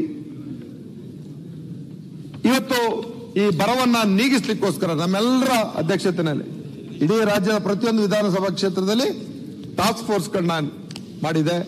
ಪ್ರತಿಯೊಂದು ಟಾಸ್ಕ್ ಫೋರ್ಸ್ಗಳಿಗೂ ಅನುದಾನವನ್ನು ನೀಡಿದೆ. ಬರವನ್ನ ನಿಭಾಯಿಸಲಿಕ್ಕೆ ಜವಾಬ್ದಾರಿಯಿಂದ ನಾವು ನಿಂತಿದ್ದೇವೆ ಅನ್ನೋಂಥ ಮಾತನ್ನ ಅವರ ಭಾಷಣದಲ್ಲಿ ಹೇಳಿದ್ದಾರೆ. ಜೊತೆಗೆ ನಮ್ಮಲ್ಲಿ ಕರ್ನಾಟಕ ಎಂದು ಹೆಸರು ಪಡೆದು ಮೈಸೂರು ರಾಜ್ಯಕ್ಕೆ ಕರ್ನಾಟಕ ಅಂತ ಹೆಸರು ಪಡೆದು 50 ವರ್ಷ ಆದಂತ ಸಂದರ್ಭದಲ್ಲಿ ಕರ್ನಾಟಕ ಸಂಭ್ರಮವನ್ನು ಆಚರಿಸ್ತಾ ಇದ್ದೀವಿ ಅನ್ನೋಂಥ ಮಾತನ್ನು ಕೂಡ ಉಲ್ಲೇಖ ಮಾಡಿದ್ದಾರೆ. ಕನ್ನಡ ಭಾಷೆ ಮತ್ತು ಉಳಿವು ಮತ್ತು ಬೆಳವಣಿಗೆ ಈ ನಮ್ಮ ಜೀವನ ಮರಣದ ಸಂಗತಿಯಾಗಿದೆ ಅನ್ನೋಂಥ ಮಾತು. ನಮ್ಮ ಭಾಷೆ ಮತ್ತು ಸಂಸ್ಕೃತಿಯ ಮೇಲೆ ಯಾವುದೇ ಆಕ್ರಮಣವನ್ನು ನಾವು ಸಹಿಸುವುದಿಲ್ಲ. ಯಾವುದೇ ಬೆಲೆ ತೆತ್ತಾದರೂ ಸರಿ ನಮ್ಮ ಮಾತೃಭಾಷೆಯನ್ನು ಹಾಗೂ ಬಸವಣ್ಣ, ಕುವೆಂಪು ಮುಂತಾದವರು ಪ್ರತಿಪಾದಿಸಿದ ಕರ್ನಾಟಕ ಸಂಸ್ಕೃತಿಯನ್ನು ಉಳಿಸಿ ಬೆಳೆಸಲು ನಮ್ಮ ಸರ್ಕಾರ ಬದ್ಧವಾಗಿದೆ. ಅದಕ್ಕೋಸ್ಕರ ಕನ್ನಡ ಭಾಷಾ ಸಮಗ್ರ ಅಭಿವೃದ್ಧಿ ಅಧಿನಿಯಮ 2022 ಕಾಯ್ದೆಯನ್ನು ರೂಪಿಸಲಾಗಿದೆ. ಸದ್ಯದಲ್ಲೇ ಅದು ಅನುಷ್ಠಾನಕ್ಕೆ ಬರಲಿದೆ ಅನ್ನತಕ್ಕಂಥ ವಿಚಾರವನ್ನು ಉಲ್ಲೇಖ ಮಾಡಿದ್ದಾರೆ. ನಮಗೆ ನಮ್ಮ ಕನ್ನಡವನ್ನು ಉಳಿಸ್ಕೋಬೇಕಾದ್ರೆ ಬೇರೆ ಭಾಷೆ ಏರಿಕೆ ಬೇಡ. ಕನ್ನಡಿಗರಾಗಿ ನಮ್ಮ ಮಾತೃಭಾಷೆಗೆ ಮೊದಲನೇ ಆದ್ಯತೆ, ನಂತರ ವಿಚಾರ ಬೇರೆ. ಅದರಲ್ಲಿ 60% ಭಾಗ ಪ್ರತಿಯೊಂದು ಬೋರ್ಡ್ಗಳಲ್ಲಿ ಕನ್ನಡದಲ್ಲೇ ಇರಬೇಕು ಅಂತಕ್ಕಂಥ ಒಂದು ಆದೇಶವನ್ನು ನಮ್ಮ ಸರ್ಕಾರ ಇವತ್ತು ಅನುಷ್ಠಾನ ಮಾಡಲು ಕ್ರಮ ವಹಿಸ್ತಾ ಇದೆ. ಇಲ್ಲಿ ಇವತ್ತು ಮಾಡಿರ್ತಕ್ಕಂಥ ನಾವು ಹೇಳ್ತಾ ಇದ್ದೀವಿ. ಅದರ ಜೊತೆಗೆ ನರೇಗಾ ಯೋಜನೆಗೆ ನಮಗೆ ಹೆಚ್ಚುವರಿ ದಿನಗಳನ್ನು ಕೊಡಿ ಅಂತ ಕೇಂದ್ರವನ್ನು ಕೇಳಿದ್ರು ನೀವು ಕೊಡ್ಲಿಲ್ಲ. ಅದೇ ವಿಚಾರವನ್ನು ಇವತ್ತು ಪ್ರಸ್ತಾಪ ಮಾಡಿದ್ದಾರೆ. ಆದ್ರೆ 150 ದಿನಗಳ ಆ ನರೇಗಾ ಕೂಲಿಯನ್ನ ಕೊಡ್ತಕ್ಕಂಥ ಜವಾಬ್ದಾರಿ ನಮ್ಮ ಸರ್ಕಾರ, ನಮಗೆ ಯಾರು ನೆರವಿಲ್ಲ ಅಂದ್ರೂ ನಾವು ಮಾಡ್ತಾ ಇದ್ದೀವಿ ಅನ್ನೋಂಥ ಉಲ್ಲೇಖವನ್ನ ಮಾಡಿ ಮಾತಾಡಿರ್ತಕ್ಕಂಥದ್ದನ್ನ ಇವತ್ತು ನಾನು ಪತ್ರಿಕೆಗಳಲ್ಲಿ ಹೋದಾಗ ಅದು ಕೂಡ ಸುಳ್ಳು ಅನ್ನೋಂಥ ಮಾತು ನನಗೆ ಆಶ್ಚರ್ಯ ತರ್ತಾ ಇರ್ತಕ್ಕಂಥದ್ದು. ವಿಶೇಷವಾಗಿ ಪರಿಶಿಷ್ಟ ಜಾತಿ ಮತ್ತು ಪರಿಶಿಷ್ಟ ಪಂಗಡದವರ ಸಮಗ್ರ ಅಭಿವೃದ್ಧಿಗಾಗಿ SCP TSP ಕಾರ್ಯಕ್ರಮಗಳಿಗೆ 23-24ನೇ ಸಾಲಿನಲ್ಲಿ ಒಟ್ಟು 34,580.38 ಕೋಟಿ ಅನುದಾನ ಒದಗಿಸಿ ಸಮರ್ಪಕ ಯೋಜನೆಗಳ ಮೂಲಕ ಅನುಷ್ಠಾನ ಮಾಡಲಾಗುತ್ತಿದೆ. ಇದರಲ್ಲಿ ಒಂದು ಗಮನಾರ್ಹವಾದಂತಹ ವಿಚಾರ ನಿಮ್ಗೆ ಗಮನ ತರ್ತೀವಿ. ಇಲ್ಲಿಯವರೆಗೆ SCP TSP Act 2013 ಬಂದಾಗಿನ್ನ 7D class ಇವತ್ತು ಇದರ ಸಮರ್ಪಕ ಅನುಷ್ಠಾನದಲ್ಲಿ ತೊಂದರೆ ಆಗ್ತಾ ಇತ್ತು. ಏನದು? Deemed expenditure. ಆ ರಸ್ತೆಯಲ್ಲಿ ಇವರು ತಿರುಗಾಡ್ತಾರೆ, ಈ ನಾಲೆ ನೀರು ಅವ್ರಿಗೂ ಬರ್ತದೆ, ಈ ವಿದ್ಯುತ್ ನಲ್ಲಿ ಅವ್ರಿಗೂ ಪಾಲಿದೆ ಅನ್ನೋಂಥ ರೀತಿಯಲ್ಲಿ ಈ SCP TSP ಅನುದಾನವನ್ನು ಆ ಇಲಾಖೆಗಳಲ್ಲಿ ಕೊಟ್ಟು ಆ ಹಣ ವ್ಯರ್ಥ ಆಗೋ ರೀತಿಯಲ್ಲಿ ಮಾಡ್ತಾ ಇತ್ತು. ಆದ್ರೆ ನೋಡತಕ್ಕಂಥ ಮೊತ್ತ ಇವತ್ತಿನವರೆಗೆ 10 ವರ್ಷದ ನಂತರ ಸುಮಾರು 2.5 ಲಕ್ಷ ಕೋಟಿಗೂ ಹೆಚ್ಚಿನ ಅನುದಾನ ಅದಕ್ಕೆ ಬಳಕೆ ಆಗಿದೆ. ಆದ್ರೆ ಅಭಿವೃದ್ಧಿ ಕಾಣ್ತಾ ಇರತಕ್ಕಂಥದ್ದು ಎಲ್ಲಿ ಕುಂಠಿತ ಆಗಿತ್ತು ಅಂದ್ರೆ ಈ 7D ಕ್ಲಾಸ್ ಇಂದ ಅನ್ನೋದು ನಾವು ಮನಗಂಡು ನಮ್ಮ ಸರ್ಕಾರ ಇವತ್ತು ಆ 7D ಕ್ಲಾಸ್ ಅನ್ನ ತೆಗೆದಾಕ್ತಕ್ಕಂಥ ಕೆಲಸ ಮಾಡಿ ಪರಿಣಾಮಕಾರಿಯಾಗಿ ಅನುಷ್ಠಾನ ಮಾಡ್ತಕ್ಕಂಥ ಜವಾಬ್ದಾರಿನ ಮಾಡ್ತಾ ಇದ್ದೇನೆ ಅನ್ನೋದನ್ನ ಇವತ್ತು ಘನತೆ ಹೊತ್ತ ರಾಜ್ಯಪಾಲರ ಭಾಷಣದಲ್ಲಿ ನಾವು ಅರ್ಥ ಮಾಡ್ಕೋಬೇಕಾಗಿದೆ. ಬಾಡಿಗೆ ಕಟ್ಟಡದಲ್ಲಿ ಕ್ರೈಸ್ ವಸತಿ ಶಾಲೆ ಮತ್ತು ಸಮಾಜ ಕಲ್ಯಾಣ ಇಲಾಖೆ ಹಲವಾರು ಹಾಸ್ಟೆಲ್ಗಳು ಇವತ್ತು ನಡೀತಾ ಇದೆ. ಅವುಗಳನ್ನ ಇವತ್ತು ಪರಿಣಾಮಕಾರಿಯಾಗಿ ಹಣವನ್ನು ವಿನಿಯೋಗಿಸಿ ಸಮರ್ಪಕವಾಗಿ ಕಟ್ಟಡಗಳನ್ನ ಕಟ್ಟುವಂತಹ ಮೂಲಭೂತ ಸೌಕರ್ಯಗಳನ್ನ ಒದಗಿಸ್ತಕ್ಕಂಥ ಜವಾಬ್ದಾರಿಯನ್ನ ಮಾಡ್ತಾ ಇದೀವಿ ಅಂತ ಹೇಳ್ತಕ್ಕಂಥ ಮಾತನ್ನ ಘನತೆ ರಾಜ್ಯಪಾಲರು ನಿನ್ನೆ ಹೇಳಿರ್ತಕ್ಕಂಥದ್ದು. ಮುಖ್ಯಮಂತ್ರಿ ಕೌಶಲ್ಯ ಕರ್ನಾಟಕ ಯೋಜನೆಯಡಿ ಪ್ರಸಕ್ತ ಸಾಲಿನಲ್ಲಿ 75,299 ಅಭ್ಯರ್ಥಿಗಳಿಗೆ ತರಬೇತಿ ನೀಡಿದೆ ಈ ವರ್ಷ. ಅದರಲ್ಲಿ 11,599 ಅಭ್ಯರ್ಥಿಗಳು ಉದ್ಯೋಗಾವಕಾಶವನ್ನು ಪಡೆದಿದ್ದಾರೆ. ಇದು ದಾಖಲೆಯಲ್ಲಿರ್ತಕ್ಕಂಥ ವಿಚಾರವನ್ನ ನಿನ್ನೆ ಭಾಷಣದಲ್ಲಿ ಹೇಳಿರ್ತಕ್ಕಂಥ ವಿಚಾರ. ಹಾಗೆ ನಮ್ಮ ಬೆಂಗಳೂರು ನಗರ ಅತಿ ಹೆಚ್ಚಿನ ನಮಗೆ ಟ್ಯಾಕ್ಸ್ ಕೊಡ್ತಾ ಇರ್ತಕ್ಕಂಥ ನಗರ. ಇದಕ್ಕೆ ಅಭಿವೃದ್ಧಿಯನ್ನು ನಾವು ಮಾಡಬೇಕು. ಇಲ್ಲಿ ಅಭಿವೃದ್ಧಿ ಮಾಡಿದ್ರೆ ಎಲ್ಲ ರೀತಿಯ ಇನ್ವೆಸ್ಟ್ಮೆಂಟ್ಗಳು ಬರೋದು ಮತ್ತು ನಮಗೆ ಹೆಚ್ಚಿನ ಆದಾಯವೂ ಕೂಡ ಬರತಕ್ಕಂಥ ಜಾಗ ಇದರಲ್ಲಿ. ಇಲ್ಲಿ ಮಹಾನಗರ ಪಾಲಿಕೆ ವ್ಯಾಪ್ತಿಯಲ್ಲಿ ಸಂಚಾರ ದಟ್ಟಣೆ ಕಡಿಮೆ ಮಾಡೋದಕ್ಕೆ ಟನಲ್ ರಸ್ತೆ, ಅದರ ಜೊತೆಗೆ ಮೆಟ್ರೋ ಹಂತ 2 ರೀಚ್ 5 ಹೊಸ ಮಾರ್ಗ 19.15 ಕಿಲೋಮೀಟರ್, ರಾಗಿಗುಡ್ಡದಿಂದ ಸೆಂಟ್ರಲ್ ಸಿಲ್ಕ್ ಬೋರ್ಡ್ ವರೆಗೆ 3.3 ಕಿಲೋಮೀಟರ್ ಉದ್ದದ 16 ನಿಲ್ದಾಣಗಳನ್ನು ಡಬಲ್ ಡೆಕರ್ ಮಾದರಿಯಲ್ಲಿ ನಿರ್ಮಿಸುತ್ತಿದ್ದು ಪ್ರಸಕ್ತ 98% ಪ್ರಗತಿಯನ್ನು ಸಾಧಿಸಲಾಗಿದೆ. ಜುಲೈ 24 ಒಳಗೆ ಇದನ್ನ ಮುಕ್ತಾಯಗೊಳಿಸ್ತಾ ಇದ್ದೀವಿ ಅಂತ ಮಾತನಾಡಿರ್ತಕ್ಕಂಥದ್ನ ಗೌರವಾನ್ವಿತ ರಾಜ್ಯಪಾಲರು ಅಭಿವೃದ್ಧಿಯ ವರದಿಯನ್ನು ನಿಮ್ಮ ಮುಂದೆ ಭಾಷಣದಲ್ಲಿ ಹೇಳಿರ್ತಕ್ಕಂಥದ್ದು ಅನ್ನೋದನ್ನ ಜ್ಞಾಪಿಸ್ಲಿಕ್ಕೆ ಬಯಸ್ತೇನೆ. ಮೆಟ್ರೋ ರೈಲು ಹಂತ 2 ಅಡಿ ಸೆಂಟ್ರಲ್ ಸಿಲ್ಕ್ ಬೋರ್ಡ್ ಇಂದ ಕೆಆರ್ಪುರಂ ವರೆಗೆ 19.75 ಕಿಲೋಮೀಟರ್ಗಳು ಮತ್ತು ಹಂತ 2 ಕೆಆರ್ಪುರಂ ದಿಂದ ಕೆಂಪೇಗೌಡ ಅಂತಾರಾಷ್ಟ್ರೀಯ ವಿಮಾನ ನಿಲ್ದಾಣವರೆಗೆ ಕಾಮಗಾರಿ ಇವತ್ತು ಪ್ರಗತಿಯಲ್ಲಿದೆ ಅನ್ನೋದನ್ನ ಆ ವರದಿಯನ್ನ ಇವತ್ತು ತಮ್ಮ ಭಾಷಣದಲ್ಲಿ ಉಲ್ಲೇಖ ಮಾಡಿ ಗೌರವಾನ್ವಿತ ರಾಜ್ಯಪಾಲರು ಮಾತಾಡೋದನ್ನ ನಾವೆಲ್ಲರೂ ಅರ್ಥ ಮಾಡ್ಕೋಬೇಕಾಗಿದೆ. ಬೃಹತ್ ಬೆಂಗಳೂರು ನಗರ ಪಾಲಿಕೆಯ ಸೇರ್ಪಡೆಯಾದ 110 ಹಳ್ಳಿಗಳ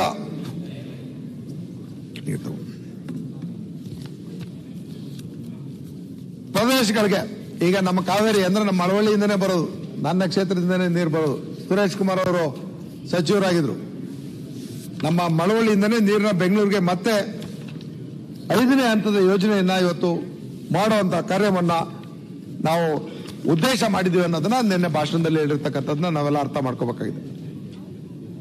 ಶಕ್ತಿ ಯೋಜನೆಯ ಸಮರ್ಥ ಅನುಷ್ಠಾನದ ಜೊತೆಗೆ ರಾಜ್ಯ ಸಾರಿಗೆಗೆ ಹೊಸ ಬಸ್ಗಳ ಖರೀದಿ ಮಾಡಿ ಜನರ ಓಡಾಟಕ್ಕೆ ಒದಗಿಸುತ್ತಿದೆ. ಈಗ ಕೇಳಿದ್ರು, ಅವರು ಓಟೋದ್ರು ಎಲ್ಲೋ ನಮ್ಮ ಇವರು ಸೌದಿ ಅವರು ಕೇಳಿದ್ರು, ಇಲ್ಲೇ ಇದಾರೆ ಸೌದಿ ಅವರೇ ನೀವು ಮಾತಾಡಿ ವಿಚಾರ ಹೇಳ್ತೀನಿ ಕೇಳ್ಕೊಳ್ಳಿ. ಹೊಸದಾಗಿ 1150 ಬಸ್ಗಳನ್ನ ಇವತ್ತು ಖರೀದಿ ಮಾಡಿ ವಿವಿಧ ಸಾರಿಗೆ ನಿಗಮಗಳಿಗೆ ಒದಗಿಸಿದ್ದೀವಿ. ನಿನ್ನೆ ಹೇಳಿರ್ತಕ್ಕಂಥದ್ದು ಗೌರವಾನ್ವಿತ ರಾಜ್ಯಪಾಲರು. ಜೊತೆಗೆ 1550ಕ್ಕೂ ಹೆಚ್ಚು ಖಾಲಿ ಹುದ್ದೆಗಳನ್ನ ಭರ್ತಿ ಮಾಡಿದೀವಿ. ನೀವು ಮಾಡಿರ್ಲಿಲ್ಲ. ಅವು ಬಸ್ ರಸ್ತೆ ಮೇಲೆ ಬಂದಾವನ್ರಿ, ಅವು ಬಸ್ ರಸ್ತೆ ಮೇಲೆ ಬಂದಾವ 1400 ಅಂದ್ರೆ ನಮ್ಮ ಸರ್ಕಾರ ಇದ್ದಾಗ ಆರ್ಡರ್ ಕೊಟ್ಟಿದ್ದು, ಈಗ ಡೆಲಿವರಿ ತಗೊಂಡಿರಿ ಯಾರೋ. ಈಗ ಡಿ ಕೆ ಶಿವಕುಮಾರ್ ಅವರು ಭಾಷಣ ಮಾಡ್ತಿರ್ತಾರೆ, ಕೊಟ್ಟ ಕುದುರೆಯನ್ನು ಏರಿ ಹೋರಾಡಲು ಅರಿಯದವನು ವೀರನೂ ಅಲ್ಲ ಶೂರನೂ ಅಲ್ಲ ಅಂತ. ನೀವು ಅವತ್ ಮಾಡಿದ್ರೆ ನಾವ್ಯಾಕೆ ಇವತ್ತು ಓದ್ತಿದ್ವಿ? ನೀವು ಮಾಡ್ಲಿಲ್ಲ, ನಾವು ಮಾಡಿದ್ದೀವಿ. ಅದನ್ನ ಗೌರವಾನ್ವಿತ ರಾಜ್ಯಪಾಲರು ಉಲ್ಲೇಖ ಮಾಡಿದ್ದಾರೆ. ತಡ್ಕೊಳ್ಳಿ, ನೀವು ಬಂದಾಗ ನೀವು ಮಾಡೋದ್ರೆ ಬಸ್ ಅದು ಕೊಟ್ಟಿದ್ದು ನಾವು. ಪಾಪ ಒಂದೇ ನಿಮಿಷ ನೀವು ನಮ್ಮ ಆತ್ಮೀಯ ಸ್ನೇಹಿತರು ಇಲ್ಲೇ ಇದ್ದವ್ರು, ಈಗ ಅಲ್ಲಿ ಹೋಗಿರಿ.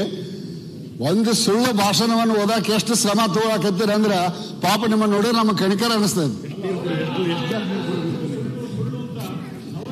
ಈಗ ಸಿ ಸಿ ಪಾಟೀಲ್ರು ಪಾಪ ಅವರು ನಿಮ್ಮನ್ನೇ ಅವ್ರು ನಿಮ್ಮನ್ನೇ ಸಮರ್ಥನೆ ಮಾಡ್ಕೋಬೇಕು. ನಮ್ಮನ್ನ ಸಮರ್ಥನೆ ಮಾಡ್ಕೊಂಡ್ರೆ ಆಮೇಲೆ ಅಷ್ಟೇ ಅವ್ರಿಗೆ ಗೇಟ್ ಪಾಸ್. ಹಾಗಾಗಿ ಇವತ್ತು ವಾಸ್ತವದ ಚಿತ್ರಣದ ಭಾಷಣವನ್ನ ಸನ್ಮಾನ್ಯ ಗೌರವಾನ್ವಿತ ರಾಜ್ಯಪಾಲರು ಮಾತಾಡಿದ್ದಾರೆ ಹೊರತು ಬೂಟಾಟಿಕೆಯ ಅಥವಾ ಕುತಂತ್ರದ ಅಥವಾ ಯಾವುದೇ ಒಂದು ಮರೆಮಾಚತಕ್ಕಂಥ ವಿಚಾರವನ್ನು ಎಲ್ಲೂ ಪ್ರಸ್ತಾಪ ಮಾಡಿಲ್ಲ ಅನ್ನೋದನ್ನ ನಾನು ನನ್ನ ಮಾತಿನಲ್ಲಿ ನಿಮ್ಮ ಮುಂದೆ ಹೇಳಲಿಕ್ಕೆ ಬಯಸ್ತಾ ಇದ್ದೇನೆ. ಸನ್ಮಾನ್ಯ ಉಪಾಧ್ಯಕ್ಷರೇ, ಇವತ್ತು ನೀರಾವರಿ ಇಲಾಖೆ ಮೊದಲೇ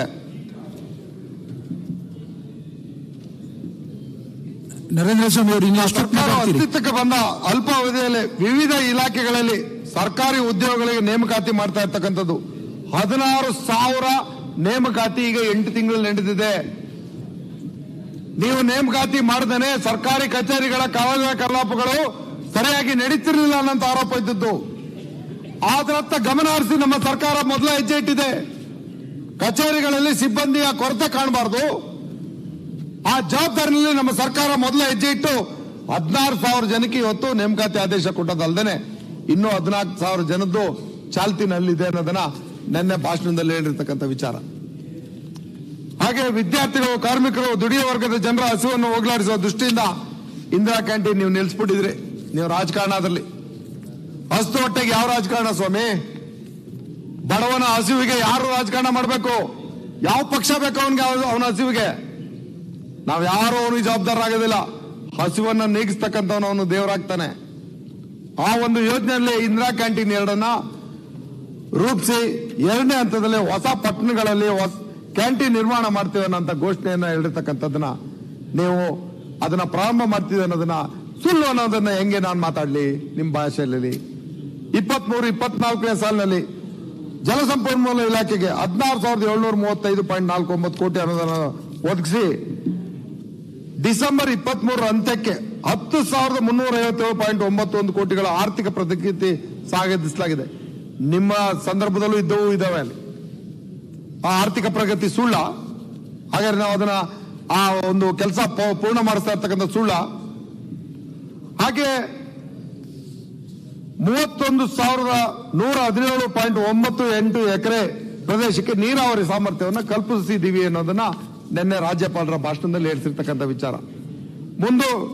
ಮುಂದುವರೆದು ರಾಜ್ಯ ಮಟ್ಟದ ಏಕಗವಾಕ್ಷಿ ಅನುಮೋದನಾ ಸಮಿತಿಯಲ್ಲಿ 165 ಬಂಡವಾಳ ಹೂಡಿಕೆ ಯೋಜನೆಗಳಿಗೆ ಅನುಮೋದನೆ ನೀಡಲಾಗಿದ್ದು, ಇವುಗಳಿಂದ ಸುಮಾರು 45,325 ಕೋಟಿ ಬಂಡವಾಳ ಹೂಡಿಕೆ ಆಗಲಿದ್ದು 42,292 ಜನರಿಗೆ ಉದ್ಯೋಗಾವಕಾಶ ಲಭ್ಯವಾಗಲಿದೆ ಅನ್ನೋಂಥ ವಿಚಾರ.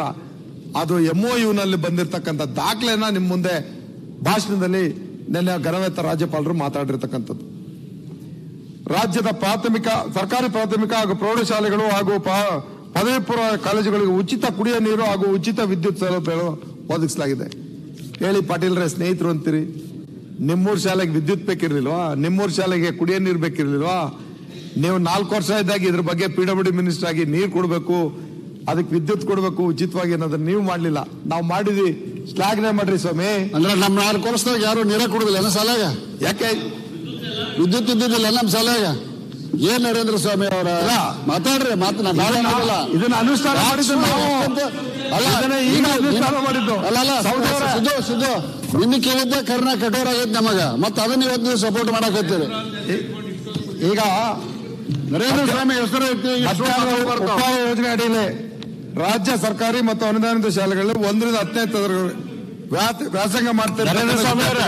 ವಿವೇಕಾನಂದರ ಹೆಸರು ಇಟ್ಕೊಂಡಿರಿ. ಏನ್ ಹೇಳ್ತಿದ್ದಾರೆ ವಿಶ್ವನಾಥ್? ಏನ್ ಹೇಳ್ತಿದ್ದಾರೆ?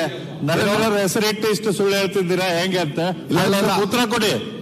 ನನಗೆ ವಿಶ್ವನಾಥ್ ನಿಮ್ಗಿನ ಹಳೆ ಸ್ನೇಹಿತ, ಆತ ಎಷ್ಟು ಚೆನ್ನಾಗಿ ಸುಳ್ಳು ಹೇಳ್ತೇನೆ ಅಂತ ನನಗೆ ಚೆನ್ನಾಗಿ ಗೊತ್ತು. ಆಮೇಲೆ ಹೇಳ್ಕೊಡ್ತೀನಿ, ಆಮೇಲೆ ಲಾಸ್ಟ್.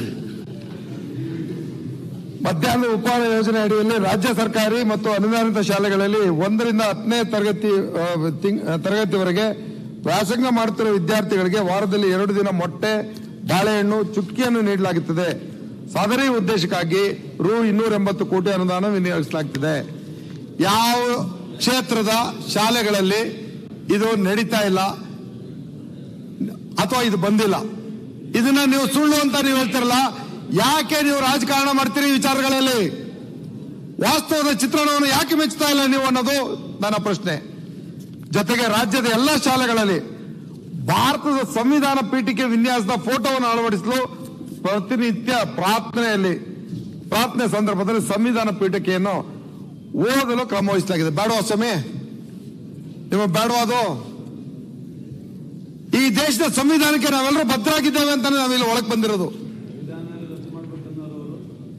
ಈ ಎಲ್ಲ ವಿಚಾರದಲ್ಲಿ ನಾವು ಪ್ರಮುಖವಾಗಿ ರಾಷ್ಟ್ರವನ್ನು ಕಟ್ತಕ್ಕಂಥ, ನಾಡನ್ನು ಕಟ್ತಕ್ಕಂಥ, ಹಸುವನ್ನು ನೀಗ್ತಕ್ಕಂಥ, ಮನೆಯ ನೆಮ್ಮದಿಯನ್ನು ಕಾಪಾಡ್ತಕ್ಕಂಥ, ಮನೆಗೆ ಬೆಳಕನ್ನು ಕೊಡ್ತಕ್ಕಂಥ ಜವಾಬ್ದಾರಿ ಕೆಲಸವನ್ನು ಮಾಡ್ತಿದ್ರೆ ನೀವು ಒಪ್ಪದೇ ಇರೋ ಚಿಂತೆ ಇಲ್ಲ, ಮೌನವಾಗಾರು ಇರ್ಬೇಕಲ್ವಾ? ಇದನ್ನ ರಾಜ್ಯಪಾಲರು ನಿನ್ನೆ ತಮ್ಮ ಭಾಷಣದಲ್ಲಿ ಹೇಳಿರ್ತಕ್ಕಂಥದ್ದನ್ನು ಹೇಳಲಿಕ್ಕೆ ಬಯಸ್ತೇನೆ. ಜಾತಿ ಆಧಾರಿತವಾಗಿ ಸಮಾಜದಲ್ಲಿ ಹಂಚಿಕೆ ತಳ್ಳಲ್ಪಟ್ಟ ಮತ್ತು ದಮನಕ್ಕೆ ಒಳಗಾದ ಜನರಲ್ಲಿ ಆತ್ಮವಿಶ್ವಾಸವನ್ನು ತುಂಬುವ ಮೂಲಕ ಸಾಮಾಜಿಕ ಧಾರ್ಮಿಕ ಕ್ರಾಂತಿಯ ಕೀರ್ತಿ ವಿಶ್ವಗುರು ಬಸವಣ್ಣನವರಿಗೆ ಸಲ್ಲುತ್ತದೆ. ದುಡಿಮೆ ಮತ್ತು ಸಂಪತ್ತಿನ ಸಮಾನ ಹಂಚಿಕೆ ತತ್ವವನ್ನು ಪ್ರತಿಪಾದಿಸಿದ ಹಾಗೂ ಅನುಭವ ಮಂಟಪದ ಮೂಲಕ ಸಂಸದೀಯ ವ್ಯವಸ್ಥೆಯ ಮಾದರಿಯನ್ನು ಜಗತ್ತಿಗೆ ಪರಿಚಯಿಸಿದ ವಚನ ಚಳವಳಿಯ ನೇತಾರರಾದ ಬಸವಣ್ಣನವರನ್ನು ನಾಡಿನ ಸಾಂಸ್ಕೃತಿಕ ನಾಯಕ ಎಂದು ಘೋಷಿಸಿರುವುದು ಅತ್ಯಂತ ಹೆಮ್ಮೆಯ ಸಂಗತಿ. ಮನುವಾದದ ವಿರುದ್ಧ ಚಳವಳಿ ರೂಪಿಸಿ ಸಮಾನತೆಯ ಕನಸನ್ನು ಬಿತ್ತಿದ ಬಸವಣ್ಣನವರು, ಅಲ್ಲಮ ಪ್ರಭುಗಳು ಮುಂತಾದವರನ್ನು ಮತ್ತೆ ಮತ್ತೆ ನಮ್ಮ ನಿಜ ಜೀವನದಲ್ಲಿ ಸ್ಫೂರ್ತಿದಾಯಕರನ್ನಾಗಿಸಿಕೊಳ್ಳಬೇಕಾಗಿದೆ. ಇದು ಬೇಕಾ ಬೇಡವಾ? ಇದನ್ನ ಸುಳ್ಳು ಅಂತಿದ್ರಲ್ಲ, ಬಸವಣ್ಣವ್ರನ್ನ ನಮ್ಮ ಸಾಂಸ್ಕೃತಿಕ ನಾಯಕ ಅಂತ ಘೋಷಣೆ ಮಾಡಿರ್ತಕ್ಕಂಥದ್ದು ನಿಮಗೆ ಬೇಕಾ ಬೇಡವಾ? ಇವತ್ತು ನಾಡಿಗೆ ಉತ್ತರ ಕೊಡಬೇಕಾದಂತ ಜಾಗದಲ್ಲಿ ನೀವು ಇರ್ತೀರಿ. ಎಲ್ಲದಕ್ಕೂ ಟೀಕೆ ಮಾಡುವಂತ ಅವಶ್ಯಕತೆ ಇಲ್ಲ. ಜೊತೆಗೆ 62 ಅಲ್ಪಸಂಖ್ಯಾತ ಮೊರಾರ್ಜಿ ದೇಶ ವಸತಿ ಶಾಲೆಗಳನ್ನ 6ನೇ ತರಗತಿಯಿಂದ 12ನೇ ತರಗತಿವರೆಗೆ ಇಂಟಿಗ್ರೇಟೆಡ್ ಶಾಲೆಗಳನ್ನು ಉನ್ನತೀಕರಿಸಲಾಗಿದೆ. ಹಾಗೂ 50 ಮೊರಾರ್ಜಿ ದೇಶ ಶಾಲೆಗಳ ವಸತಿ ಶಾಲೆಗಳ ವಿದ್ಯಾರ್ಥಿಗಳ ದಾಖಲಾತಿಗಳನ್ನು ದ್ವಿಗುಣಗೊಳಿಸಲಾಗಿದೆ. ಎಲ್ಲ ವರ್ಗಕ್ಕೂ ಸಮಾನ ಶಿಕ್ಷಣ ನೀಡುವಂತ ಜವಾಬ್ದಾರಿನಲ್ಲಿ ಈ ಒಂದು ಅಲ್ಪಸಂಖ್ಯಾತ ಇಲಾಖೆಯಿಂದ ಈ ಜವಾಬ್ದಾರಿನ ನಾವು ಮಾಡ್ತಾ ಇದ್ದೇವೆ ಅನ್ನೋದನ್ನ ಘೋಷಣೆ ಮಾಡಿರೋದಕ್ಕೆ ನಿಮ್ಮ ವಿರೋಧ ಇದೆಯಾ? ಜೊತೆಗೆ ಕರ್ನಾಟಕವು ವಿಶ್ವದ 4ನೇ ಅತಿ ದೊಡ್ಡ ತಂತ್ರಜ್ಞಾನ ಕ್ಲಸ್ಟರ್ ಎಂದು ಗುರುತಿಸಲ್ಪಟ್ಟಿದೆ. ಫಾರ್ಚೂನ್ 500 ಕಂಪನಿಗಳಲ್ಲಿ 400ಕ್ಕೂ ಹೆಚ್ಚು ಕಂಪನಿಗಳು ರಾಜ್ಯದಲ್ಲಿ ನೆಲೆಗೊಂಡಿವೆ. ಅನೇಕ ಬಹುರಾಷ್ಟ್ರೀಯ ಸಂಸ್ಥೆಗಳು ಬೆಂಗಳೂರಿನಲ್ಲಿ ತಮ್ಮ R&D ಕೇಂದ್ರಗಳು ಮತ್ತು ಜಾಗತಿಕ ಸಾಮರ್ಥ್ಯ ಕೇಂದ್ರಗಳನ್ನು ಹೊಂದಿವೆ. ಭಾರತದ ಐಟಿ ರಫ್ತಿನಲ್ಲಿ ರಾಜ್ಯವು 40%ಕ್ಕಿಂತಲೂ ಹೆಚ್ಚಿಗೆ ಕೊಡುಗೆ ನೀಡುತ್ತಿದೆ ಮತ್ತು ಜೈವಿಕ ತಂತ್ರಜ್ಞಾನ ರಫ್ತಿನಲ್ಲಿ 33%ಕ್ಕಿಂತಲೂ ಹೆಚ್ಚು ಕೊಡುಗೆ ನೀಡುತ್ತಿದೆ. ರಾಜ್ಯದ ಜೈವಿಕ ಆರ್ಥಿಕತೆಯು ಸುಮಾರು $25 ಬಿಲಿಯನ್ ಮೌಲ್ಯದ್ದಾಗಿದೆ ಮತ್ತು ಇದು ಭಾರತದ ಜೈವಿಕ ಆರ್ಥಿಕತೆಯ ಸುಮಾರು 33% ಆಗಿದೆ. ಇವೆಲ್ಲ ದಾಖಲೆನಲ್ಲಿ ಬಂದಿರತಕ್ಕಂಥದ್ದನ್ನ ಹೇಳಿರ್ತಕ್ಕಂಥದ್ದು. ಒಬ್ರು ಅದಕ್ಕೆ ಮಸಾಲೆ ಇಲ್ಲ, ಉಪ್ಪು ಇಲ್ವಂತೆ, ಹುಳಿನೂ ಇಲ್ವಂತೆ, ಖಾರನೂ ಇಲ್ವಂತೆ. ಅವ್ರಿಗೆ ಹುಳಿ ಹಿಂಡದೇ ಕೆಲಸ. ಉಪ್ಪು ಹುಳಿ ಖಾರ ಇಲ್ಲದೆ ಇರ್ತಕ್ಕಂಥ ಬಜೆಟ್ ಅಂತ ಇದು ಭಾಷಣ ಅಂತ ಹೇಳ್ತಾರೆ. ಅವರು ಅಧಿಕಾರಕ್ಕೆ ಬರೋದಕ್ಕೂ ಮೊದಲೇ ಜನರಿಗೆ ಹೇಳಿದ್ರು ಎಲ್ಲ ರೀತಿ ಸಾಲ ಮನ್ನಾ, ಹೆಣ್ಮಕ್ಳದು ಎಲ್ಲ ರೀತಿ ಸ್ತ್ರೀ ಶಕ್ತಿ ಸಾಲ ಮನ್ನಾ ಅಂದಿರು. ಒಂದು ವಿಚಾರಕ್ಕೂ ಅಧಿಕಾರಕ್ಕೆ ಬಂದಾಗ ಇದ್ ಮಾಡ್ಲಿಲ್ಲ. ವೆಸ್ಟ್ ಎಂಡ್ ಅಲ್ಲೇ ಕಾಲ ಕಳೆದ್ಬಿಟ್ಟು ಹೊಟ್ಟೋದ್ರು ಅವರು. ಈಗ ಬಂದು ಉಪ್ಪು ಹುಳಿ ಖಾರ ಇಲ್ಲ ಅಂತ ಕೇಳ್ತಾರೆ. ಮನೆಯಲ್ಲೆಲ್ಲ ಸ್ವಲ್ಪ ಊಟದಲ್ಲಿ ಸಪ್ಪೆ ಇರ್ತಾರೆ, ಅದಕ್ಕೆ ಹಂಗಂತಿರ್ಬೇಕು. ಆದ್ರೆ ಜ್ಞಾಪಿಸ್ಲಿಕ್ಕೆ ಬಯಸ್ತೇನೆ, ಗಣರಾಜ್ಯ ರಾಜ್ಯಪಾಲರು ನಮ್ಮ ಸರ್ಕಾರದ ದೂರದೃಷ್ಟಿಯ ವಿಚಾರಗಳನ್ನ ದಾಖಲೆ ಸಮೇತ ಹೇಳಿದ್ದಾರೆ ಹೊರತು ಯಾವ ವಿಚಾರವನ್ನು ಸುಳ್ಳು ದಾಖಲಾತಿಗಳನ್ನ ನಮ್ಮ ಸರ್ಕಾರ ಒದಗಿಸೂ ಇಲ್ಲ, ಅವರು ಕೂಡ ಸುಳ್ಳನ್ನ ಮಾತಾಡೂ ಇಲ್ಲ. ಜೊತೆಗೆ ನಮ್ಮ ಕಲ್ಯಾಣ ಕರ್ನಾಟಕದ ವಿಚಾರದಲ್ಲಿ ನೀವು ಎಲ್ಲರೂ ಬಹಳ ಜನ ಅಲ್ಲಿಂದ ಬಂದವರು ಇದ್ದೀರಿ. 3,000 ಕೋಟಿಗಳನ್ನ 23-24ನೇ ಸಾಲಿಗೆ ಒದಗಿಸಿರೋದು ಸುಳ್ಳ? ನೀವು ಅದರ ಸಮಿತಿ ಸದಸ್ಯರಲ್ವಾ? ನಿಮಗೆ ಆ ಯೋಜನೆಗಳು ಬರ್ತಾ ಇಲ್ವಾ? ಈಗ ಇದು ಇಡೀ ಕರ್ನಾಟಕವನ್ನ ಸಮಗ್ರವಾಗಿ ಸಮತೋಲನವಾಗಿ ಅಭಿವೃದ್ಧಿ ಮಾಡೋದಕ್ಕೆ ನಾವು ಹೆಜ್ಜೆ ಇಟ್ಟಿದ್ದೇವೆ ಅನ್ನೋದಕ್ಕೆ ಸಾಕ್ಷಿ ಅಲ್ವಾ? ಇದನ್ನೇ ರಾಜ್ಯಪಾಲರು ನಿನ್ನೆ ಹೇಳಿರ್ತಕ್ಕಂಥ ವಿಚಾರ. ಪರಿಶಿಷ್ಟ ಪಂಗಡಗಳ ಕಲ್ಯಾಣ ಇಲಾಖೆಗೆ 1,611.05 ಕೋಟಿಗಳನ್ನು ಹಂಚಿಕೆ ಮಾಡಿ ಈ ಇಲಾಖೆಯಡಿ ಪರಿಶಿಷ್ಟ ಪಂಗಡದ ವಿದ್ಯಾರ್ಥಿಗಳಿಗೆ 134 ಮೆಟ್ರಿಕ್ ನಂತರದ ವಿದ್ಯಾರ್ಥಿ ನಿಲಯಗಳು ಮತ್ತು 119 ಆಶ್ರಮ ಶಾಲೆ ಸೇರಿ 389 ಸಂಸ್ಥೆಗಳನ್ನು ನಡೆಸ್ತಾ ಇದೆ. ಇದಕ್ಕೆ ಅನುದಾನವನ್ನು ಒದಗಿಸಿ ಆ ಬುಡಕಟ್ಟು ಜನರ ಬದುಕಿನಲ್ಲೂ ಕೂಡ ಆಶಾಕಿರಣವನ್ನು ಮೂಡಿಸ್ತಕ್ಕಂಥ ಕೆಲಸವನ್ನ ನಮ್ಮ ಸರ್ಕಾರ ಮಾಡ್ತಿದೆ ಅನ್ನೋ ಮಾತುಗಳನ್ನ ಗಣರಾಜ್ಯ ರಾಜ್ಯಪಾಲರು ಮಾತಾಡಿರ್ತಕ್ಕಂಥದ್ದು. ರಾಜ್ಯದಲ್ಲಿ 10,84,794 ಅಂತ್ಯೋದಯ ಅನ್ನ ಯೋಜನೆ ಪಡಿತರ ಚೀಟಿ ಇರ್ತಕ್ಕಂಥದ್ದು.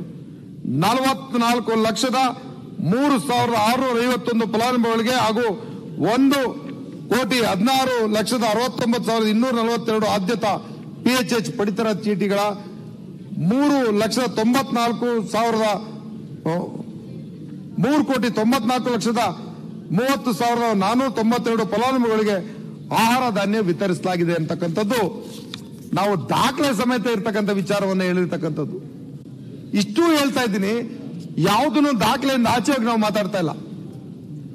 ಅದನ್ನೇ ಗಣರಾಜ್ಯ ರಾಜ್ಯಪಾಲರು ನಿನ್ನೆ ಭಾಷಣದಲ್ಲಿ ಹೇಳಿರ್ತಕ್ಕಂಥ ವಿಚಾರ. ಒಟ್ಟು 1,27,54,54,36 ಅಂತ್ಯೋದಯ ಅನ್ನ ಹಾಗೂ ಆದ್ಯತಾ ಪಡಿತರ ಚೀಟಿಗಳು ಚಾಲ್ತಿಯಲ್ಲಿದ್ದು ಇದರಲ್ಲಿ 4,38,34,143 ಫಲಾನುಭವಿಗಳಿಗೆ ಆಹಾರ ಭದ್ರತೆ ಒದಗಿಸಲಾಗಿದೆ. ಮುದ್ರಣ ಹಾಗೂ ವಿದ್ಯುನ್ಮಾನ ಮಾಧ್ಯಮದವರ ವರದಿಗಾರರು, ನಮ್ಮ ಮಾಧ್ಯಮದ ಸ್ನೇಹಿತರುಗಳಿಗೆ ಇದು ನಿಮಗೆ ಬೇಕೋ ಬೇಡವೋ, ಹೆಚ್ಚಿನ ರೀತಿಯಲ್ಲಿ ಮಾಧ್ಯಮ ನಿಮ್ಮನ್ನೇ ಓಲೈಸ್ತಾ ಇದೆ ಅಂತ ನೀವು ಅವ್ರನ್ನೇ ಮರೆತು ಬಿಟ್ಟಿದ್ರಿ. ಆದ್ರೆ ಅವರು ನಮ್ಮ ಆತ್ಮೀಯರು, ಈ ದೇಶಕ್ಕೆ ಮಾರ್ಗದರ್ಶನ ಕೊಡ್ತಕ್ಕಂಥವ್ರು, ಬೆಳಕನ್ನೇ ಚೆಲ್ತಕ್ಕಂಥವ್ರು ಅನ್ನೋಂಥ ಜವಾಬ್ದಾರಿನಲ್ಲಿ ಅವರ ಸಂಕಷ್ಟಕ್ಕೂ ನಮ್ಮ ಸರ್ಕಾರ ಪರಿಹಾರವನ್ನು ಕಂಡುಹಿಡಿದು ಮುದ್ರಣ ಹಾಗೂ ಉದ್ಯೋನ್ಮಾನ ಮಾಧ್ಯಮದ ವರದಿಗಾರರು ಹಾಗೂ ಛಾಯಾಗ್ರಾಹಕರು ಸರ್ಕಾರದ ವಿವಿಧ ಕಾರ್ಯಕ್ರಮಗಳಲ್ಲಿ ಸುಗಮವಾಗಿ ಪಾಲ್ಗೊಳ್ಳಲು ಅನುಕೂಲವಾಗುವಂತೆ ಮಾಧ್ಯಮ ಮಾನ್ಯತಾ ಕಾರ್ಡ್ಗಳನ್ನು ನೀಡುತ್ತಿದ್ದು, ಮಾನ್ಯತೆ ಪಡೆದ ಪತ್ರಕರ್ತರಿಗೆ ರಾಜ್ಯ ರಸ್ತೆ ಸಾರಿಗೆ ಸಂಸ್ಥೆಯ ಎಲ್ಲಾ ಶ್ರೇಣಿಯ ಬಸ್ಗಳಲ್ಲಿ ರಾಜ್ಯಾದ್ಯಂತ ಉಚಿತವಾಗಿ ಪ್ರಯಾಣಿಸಲು ಸ್ಮಾರ್ಟ್ ಕಾರ್ಡ್ ಒದಗಿಸಲಾಗಿದೆ. ಎಷ್ಟೊತ್ತು ಬೇಕು? ಆದ್ರೆ ಇನ್ನೇನು 2 ನಿಮಿಷ, 5 ನಿಮಿಷ ಹಾಗೂ ಕನ್ನಡ ಪತ್ರಿಕಾ ರಂಗದ ಪತ್ರಕರ್ತರಿಗೆ TSR ಸ್ಮಾರಕ ಪತ್ರಿಕೋದ್ಯಮ ಪ್ರಶಸ್ತಿ, ಮೊರೆ ಹನುಮಂತರಾಯ ಪತ್ರಿಕೋದ್ಯಮ ಪ್ರಶಸ್ತಿ ಹಾಗೂ ಅಭಿವೃದ್ಧಿ ಪತ್ರಿಕೋದ್ಯಮ ಪ್ರಶಸ್ತಿ ಮತ್ತು ಪರಿಸರ ಪತ್ರಿಕೋದ್ಯಮ ಪ್ರಶಸ್ತಿಯನ್ನ ನೀಡಲಾಗುತ್ತಿವೆ. ಸಂಕಷ್ಟದಲ್ಲಿರುವ ನಿವೃತ್ತ ಪತ್ರಕರ್ತರಿಗೆ ರು 12,000 ಮತ್ತು ಮೃತ ಪ್ರಾರಂಭಿಗಳ ಪತ್ನಿ ಅಥವಾ ಪತಿಗೆ 6,000 ಮಾಸಾಶ್ರಮವನ್ನು ನೀಡಲಾಗ್ತಾ ಇದೆ. ಇದು ತಪ್ಪಾ ಅಥವಾ ಇದು ಕೊಡ್ತಾ ಇಲ್ವಾ? ಈ ಎಲ್ಲ ವಿಚಾರವನ್ನ ನೀವೇ ಅವಲೋಕನ ಮಾಡ್ಕೊಂಡು ಮಾತಾಡ್ಬೇಕಾಗಿರೋದು. ಆ ಪದವನ್ನ ನೀವು ದಯಮಾಡಿ ವಾಪಸ್ ತಗೋಬೇಕಾಗ್ತದೆ, ಸುಳ್ಳು ಅನ್ನೋ ಪದವನ್ನ. ಅದಕ್ಕೆ ನಾನು ಈ ಮಾತನ್ನು ಹೇಳ್ತಾ ಇರ್ತಕ್ಕಂಥದ್ದು. ರಾಜ್ಯಪಾಲರು 1 ಇಂಚು ಕೂಡ ಎಲ್ಲೂ ತಪ್ಪನ್ನ ಮಾಡಿಲ್ಲ, ಒಂದು ಸುಳ್ಳನ್ನು ಹೇಳಿಲ್ಲ. ಮೊದಲ ಬಾರಿಗೆ ಇವತ್ತು ಡಯಾಲಿಸಿಸ್ ವಿಚಾರದಲ್ಲಿ ಇಡೀ ರಾಜ್ಯದಲ್ಲಿ ಪ್ರತಿಯೊಂದು ತಾಲೂಕು ಕೇಂದ್ರ ಆಸ್ಪತ್ರೆಗಳಲ್ಲಿ ಡಯಾಲಿಸಿಸ್ ಚಿಕಿತ್ಸೆಗೆ ಪಡ್ಕೊಳ್ಳೋದು ಬಹಳ ಕಷ್ಟ ಆಗ್ತಾ ಇತ್ತು.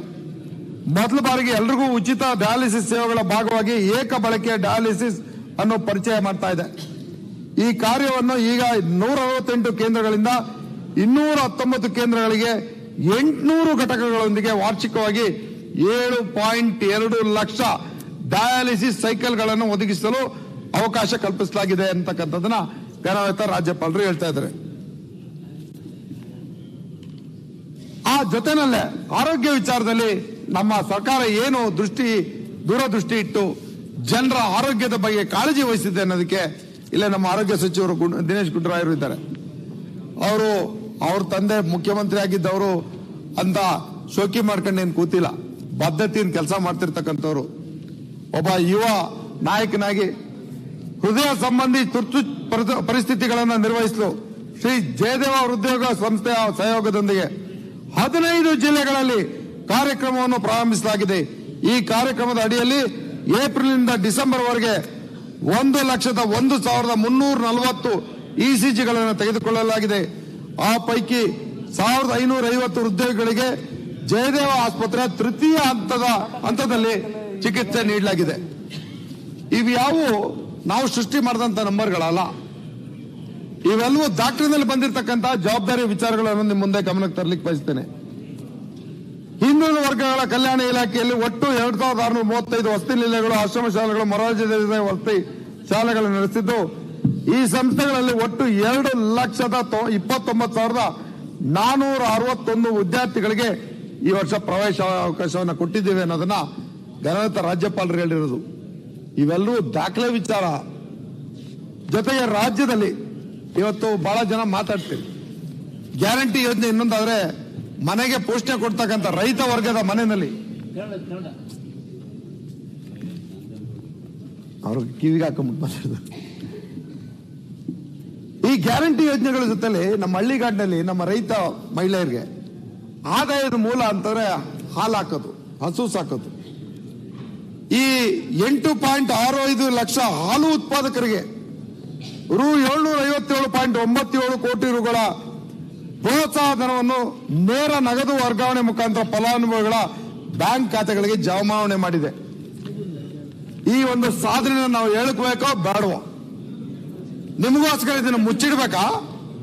ರಾಜ್ಯದ ಜನತೆಗೆ ಮಾಡಿದಂತ ಜವಾಬ್ದಾರಿಯ ಕೆಲಸವನ್ನು ನಾವು ಮಾತಾಡಿದ್ರೆ ನೀವು ಅದನ್ನ ಸುಳ್ಳು ಅಂತ ಯಾವ ರೀತಿಯಲ್ಲಿ ಹೇಳ್ತೀರಿ? ನಮ್ಮ ಸಂವಿಧಾನದ ಪ್ರಕಾರ ಚುನಾವಣೆಗಳಲ್ಲಿ ಧರ್ಮ, ಜಾತಿ ಇತ್ಯಾದಿಗಳ ಬಳಕೆಗೆ ನಿರ್ಬಂಧಗಳಿವೆ. ನಮ್ಮ ಎಲ್ಲಾ ಕಾರ್ಯಗಳು ಮತ್ತು ಚಟುವಟಿಕೆಗಳು ಸಂವಿಧಾನಕ್ಕೆ ಅನುಗುಣವಾಗಿರುವುದನ್ನು ನಾವು ಖಚಿತಪಡಿಸಿಕೊಳ್ಬೇಕು. ಸಾಂವಿಧಾನಿಕ ಸಂಸ್ಥೆಗಳು ಯಾವುದೇ ಕಾರಣಕ್ಕೂ ದುರ್ಬಲವಾಗದಂತೆ ಅಥವಾ ದುರುಪಯೋಗವಾಗದಂತೆ ನಾವೆಲ್ಲರೂ ಸಂಕಲ್ಪ ಮಾಡಿ ರಕ್ಷಿಸಬೇಕಿದೆ. ನಮಗೆ ಸಂವಿಧಾನವೇ ರಾಷ್ಟ್ರೀಯ ಧರ್ಮ. ಸಂವಿಧಾನವನ್ನು ನಾವು ರಕ್ಷಿಸಿದರೆ ಸಂವಿಧಾನವು ನಮ್ಮನ್ನು ರಕ್ಷಿಸುತ್ತದೆ ಎಂಬ ದೃಢವಾದ ಪ್ರತಿಜ್ಞೆಯನ್ನ ತೆಗೆದುಕೊಳ್ಳಬೇಕು ಅನ್ನುವಂಥ ಮಾತು ನಿಮಗೆ ಇಚ್ಛೆ ಆಗಿದೆ ಇಲ್ವೋ, ಆದರೆ ನಾಡಿನ ಜನತೆಗೆ ಅದು ಅತಿ ಅವಶ್ಯಕ.